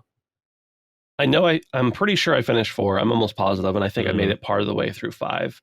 And they were better for sure. But I was just like, that and other things were coming out and I was ready to move on. But absolutely, it just didn't hit the mark for me. And I think I can chalk that up to my own expectations more than the game. But I don't know. What about you? It's funny because I really like that game a lot, but I totally see what you're saying because it definitely felt like a game that was in development hell for a while, and we got subsequent reports on that, so it made a lot more sense after the fact. But for me personally, if we're talking worst game of the year, I'm probably erring on the side of Crossfire X. Oh, that is a game I had the misfortune of putting a good amount of hours into, and I don't think I've ever popped off on a game more than this thing is bad to the bone bad. Like it is almost worth the download just to see how terrible it is. It's the only review I've done in my entire life doing this as a job where I spoil the whole game in a review because I had to show frame by frame why this story makes no fucking sense. I from top to bottom don't understand what they were going for, what they were thinking, how they came to the conclusions they did. But it is one of the most awful things I've played. And the multiplayer was straight up broken. Everything about the game is littered with bugs, glitches, nonsensical gameplay elements. I really don't like to beef up my content here. I like to have this thing exist kind of separately and not feel like I'm always promoting stuff to people. But I do encourage you to check out my review just so you can lay eyes on like bit by bit what the hell happened with this game. And when you kind of cycle that in with this game was not available on Game Pass for days after launch. It's the only game ever in the lifespan of Game Pass to have this very specific issue. Yep. Which I don't think was a coincidence. They didn't want anyone playing this game because they had to fix it. It was in a really bad state. So if we're talking worst game, yes, Crossfire X. If we're talking most disappointing, I won't go too long on this one because I already kind of shared my thoughts, but it is Mario Strikers Battle League. I had some high hopes for that game just because the Mario sports games I feel like never miss. Yeah. This game plays great, but it just completely underdelivered on content. Completely. Yeah. Like, it's not even just the missed calls that Muffin Man highlighted, like, oh, they messed up online play where you have 4 members in your club, but you can only play with 2 people online. It's beyond just like bad infrastructure. It's just there's nothing to do. You will play an hour of this game and you will have seen every mode, character, stage it has to offer. It's absurd. Have they updated it at all? Because I know that when Mario Golf came out, it was pretty bare bones, and they it's still pretty bare bones, but they beefed it up a good bit. I see. I was on the side of the they did. Just to answer your question quickly, I was on the side of the fence of Mario Golf that I thought it was really good at launch. Like, I thought it had enough in it to justify its price tag. Maybe not as much as previous games, but I was like, okay, you have your career mode, online play is really great here. There's enough courses, enough characters. I love the upgrade system. Like, we're good here. And they continue to update it. And I played it just recently, and they had added like a ton of new courses, ton of new characters. So it's like, it feels like a whole new game again. Whereas this one, they've added a new stage and they've added a new, I think, player. And that's been, I think Daisy was the person they added in. And it's just not there yet. Like, this is a game that I said in my review, I was like, Battle League's going to be a game. Take another look at it in like your holiday window, Black Friday sales. See where the updates are at then. I don't think it'll change much, though, because we're in August now. They've only added a character, a stage, and that stage is part of the problem. Like, the design of the stage is part of the issue with the game. They're just not interactive enough. The AI is broken for the game, so there's just a lot wrong with it, quite frankly. And I feel like even by November, we're not going to have a much different game. I could be wrong. I really could be. But I feel like the best part about Mario Golf was like, it was every month. They had a new thing every month. They had a really good pace with that game. Yeah. So I have to ask you, though, about Crossfire X. Sure.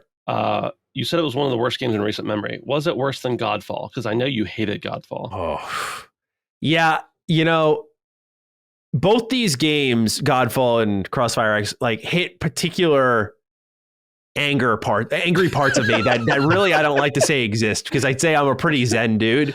Yeah. So there's the holy shit, this is so bad, like, why didn't we just cancel this anger side of me in gaming, which is Crossfire X. Yeah. Godfall, as I don't want to act like I'm the most creative person, but as someone who is creatively energized, like many people out there, Godfall frustrates the life out of me because it's so creatively uninspired, so by the numbers, so basic, so simple, that it becomes mind-numbing to me instantaneously. And again, it kind of comes to that point of like, where were we going with this? What was the idea? And the smoke and mirrors attempt also pisses me off of like, but it's so pretty, right? It's like, I don't care. It's boring. It's boring and it's aimless. So yes, if we were to put these two together, they'd sit nice and cozy right next to each other, just for different reasons. Yeah. All right, let's see what our next question is in here. The Real Deli writes in, I like this one a lot. Hey, Dukies, quick question here. Are there any old PS3 360 generation franchises that you think would flourish with today's power? My personal pick is Lost Planet. Big mechs, big bugs, big glowing shooty spots, all in beautiful 4K 60. Doesn't that just sound amazing to you guys? Anyway, love the podcast. Keep up the good work, guys. And have my little brother saved over my 100+ hour Elden Ring character kind of day. That's rough. You disown that child. Yeah. He's not your brother any longer. Ben, I got to know, if you had a 360 PS3 generation you could bring forward, what would it be? I think I've got two. Okay. And I'm not sure. Yeah. I'm just going to say them. The Batman Arkham games. And I don't know that it's because of power, that it needed more power, but I feel like everything about that which one was the first one? Asylum. I feel like Asylum and not Night, but City. Those games are both so good. I didn't play the last one, by the way. That's the reason I didn't. Oh, you didn't play Night? Interesting. No, I've never played it. But the first two were so good that I feel like they just would have been way better with more resources and power. Sure. But the other one that I think is my real answer is Portal. I feel like Portal is a perfect game. Everything about Portal, and Portal 2 for that matter, is amazing. But Portal on a modern console right now, I'm not talking about playing Portal from then on a modern console. I'm talking about like making a Portal game now that can harness the power of those consoles. I can just imagine, between the graphics and the physics and everything else in that game, that'd be stellar. Yeah. I totally feel you on that. For me, I'll spare everyone the same answer I typically give here, which is I'm a very big believer that like a modern Ninja Turtles game would kick ass. I'll give one that people won't expect for sure, which is one that I hold deep within my heart. I'd love to see a new prototype game on today's technology. I remember distinctly, this is how far back console wars and franchise wars go. when Prototype 1 was coming out, it was right next to the first Infamous game, and there was a big battle of like which of these superhero style games that aren't based off official superheroes will thrive. Yeah. Infamous obviously won the day, but I think Prototype was really fun. I love that game. I love the gore. I love the messiness of it all. I kind of love the hive mind storytelling it does. It's a really quirky game, but I really appreciate it. I still love it to this day. But if we could take that game, and one of its biggest issues was like, it was just ugly, man. And I'm usually not a graphics guy, but I was like, even back then, you know, you just had this very plain looking New York City that looked like it was paintbrushed by a tool and like Unreal or some shit. And they're like, okay, looks good. There are buildings there. Go crazy. Right. If they could go crazy with the enemy design, really liven things up in the city, like more distinct districts, and increase the arsenal that you already had, I would love to see that on modern consoles. They did. Yeah. Well, it's not available now unless you bought it physically, but Activision did originally have Prototype 1 and 2 HD available for you to download. I don't believe it's available for sale anymore, though. But otherwise, there is no Prototype outside of what's on the 360 and PS3. And I would love to see them give another crack at that one. Yeah, those were such great games. Yeah, I really appreciated them for their time. Lewis Buchanan is our last write-in of the show. Hey, Lords of Dukes, when it comes to the Steam Deck, do you think apart from first-party games, can the Switch even compete? I mean, I would say no, as the Steam Deck is more powerful, has a bigger library of games, and is such a great emulator. I wish you a speedy recovery, Maddie, as I can speak from firsthand about how bad back pain is. However, where is the Like a Dragon video? Well, Lewis, I answered that at the top of the show. If I end up waiting until like December to play, we'll see you then. But with that, Ben, I know I asked you before the show if you had a Steam Deck, and you said you'd played around with it. You'd done a lot of research on it. So I just want to get some of your thoughts here on the Switch versus the Steam Deck based off your experience, based off what you've looked up on this thing. And do you think the Switch can compete? And I put that in air quotes for those listening on the go, because the Switch is dominated. Right.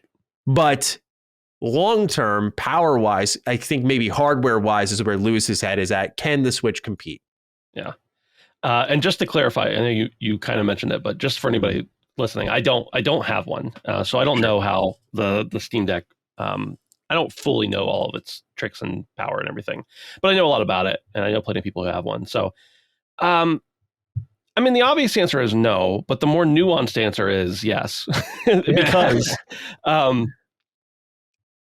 he says apart from first-party games, but I don't think you can rule out first-party games, because that's what that console is built for. Yeah. Nintendo builds their consoles for their games, and if anybody else wants to put anything on it, they're going to gladly take the money that they can get from it and bolster the library and go. Answering it in a little bit more of an honest way, it's a lower price point. It's got a dock built into it that you can play right from that moment on your TV. You don't have to buy any extra accessories or anything. The Switch has a lot of problems. I haven't picked my Switch up in months. I might have picked it up, but I don't think I've played it in months. I think the last game I played on it was probably either Kirby or the new Pokemon game. But anyway, I just think that the Switch appeals to more people on a price point level and on a feature level.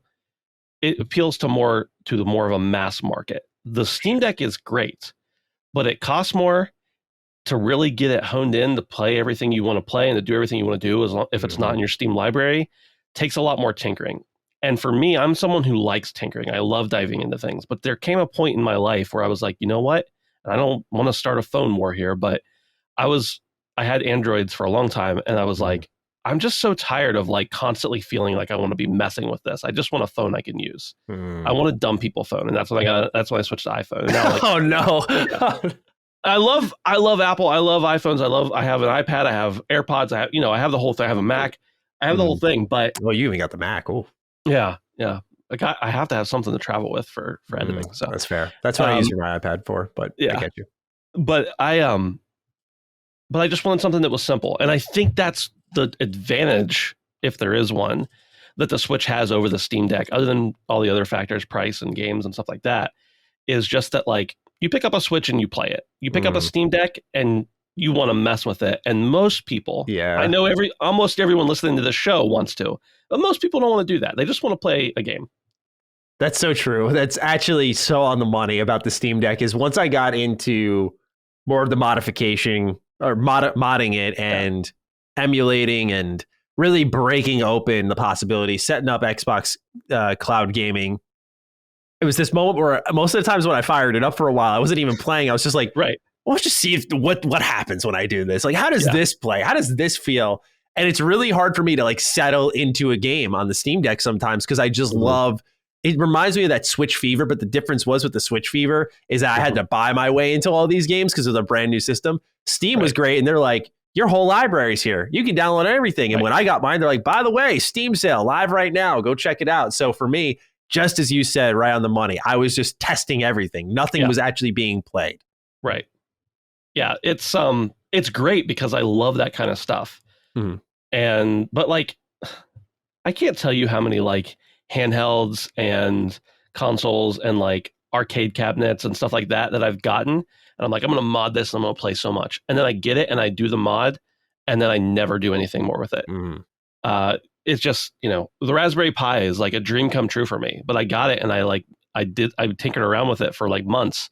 And then finally I got out to where I wanted it to be. And I literally haven't turned it on since I got it set up to be able to. So yeah, for me at least, the Switch will always have that advantage, which is actually a disadvantage, but for the mass market, it's the advantage. Sure.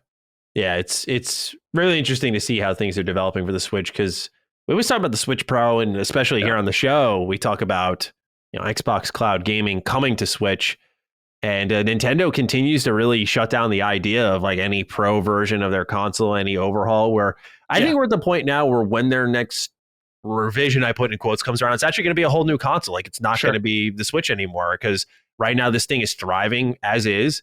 And I look at their other thriving consoles and you can correct me if I'm remembering this wrong, but did the Wii ever have any like reinventions like a Wii Pro, right? They did the Wii U. That was a whole new thing. Yeah, I don't think so. I don't think it did. I think of the success of that, the GameCube. They did the Panasonic Q, if you will, to see like, can we get DVD support in this thing? But it was only in Japan. Right. So otherwise, I feel like when they got the hot hand, they ride the hot hand. It's like a good sports player. They're like, put them in the lineup again. And so I think so long as they have a stable of first-party developers who are making this thing look competent, like Xenoblade Chronicles 3 may not look great, but that game's huge. Yeah. And so the system impresses in that way. Luigi's Mansion 3, one of the best-looking games you can play, and it's on the Switch. So there is a way to squeeze this magical power out of it, but I guess I'm in that same ballpark as everyone else. I would love to see them get a little more power for the hardware, but I will say on the opposite side of things, I almost like the limited power. This may sound really weird, but I think it forces these developers to get really creative with how the games look because these Nintendo games don't look the same. Right. Metroid Dread, Mario Odyssey, Pokemon Legends Arceus, like some just look bad, like Pokemon Legends. But I think Metroid Dread was like very artistically driven, and I love that about the game. So I think we start to get that melding of like, oh, it's first party, but it's also very artsy. I don't know. I would love a more powerful system, but I could go on about this. Nintendo continues to fascinate me as a company. With all that said, I think that Nintendo, I still think there's potential for a Pro Switch because if you look at, you're right about the GameCube and the 64 and the Wii and the Wii U. None of them really had upgrades, but like there are 75 different iterations of the Game Boy, 496 of the 3DS. They got a 2DS. You got you got the new 3DS, the 3DS XL. Like, they're not necessarily powerhouses, but they iterated on them, and we have seen one iteration with the Switch.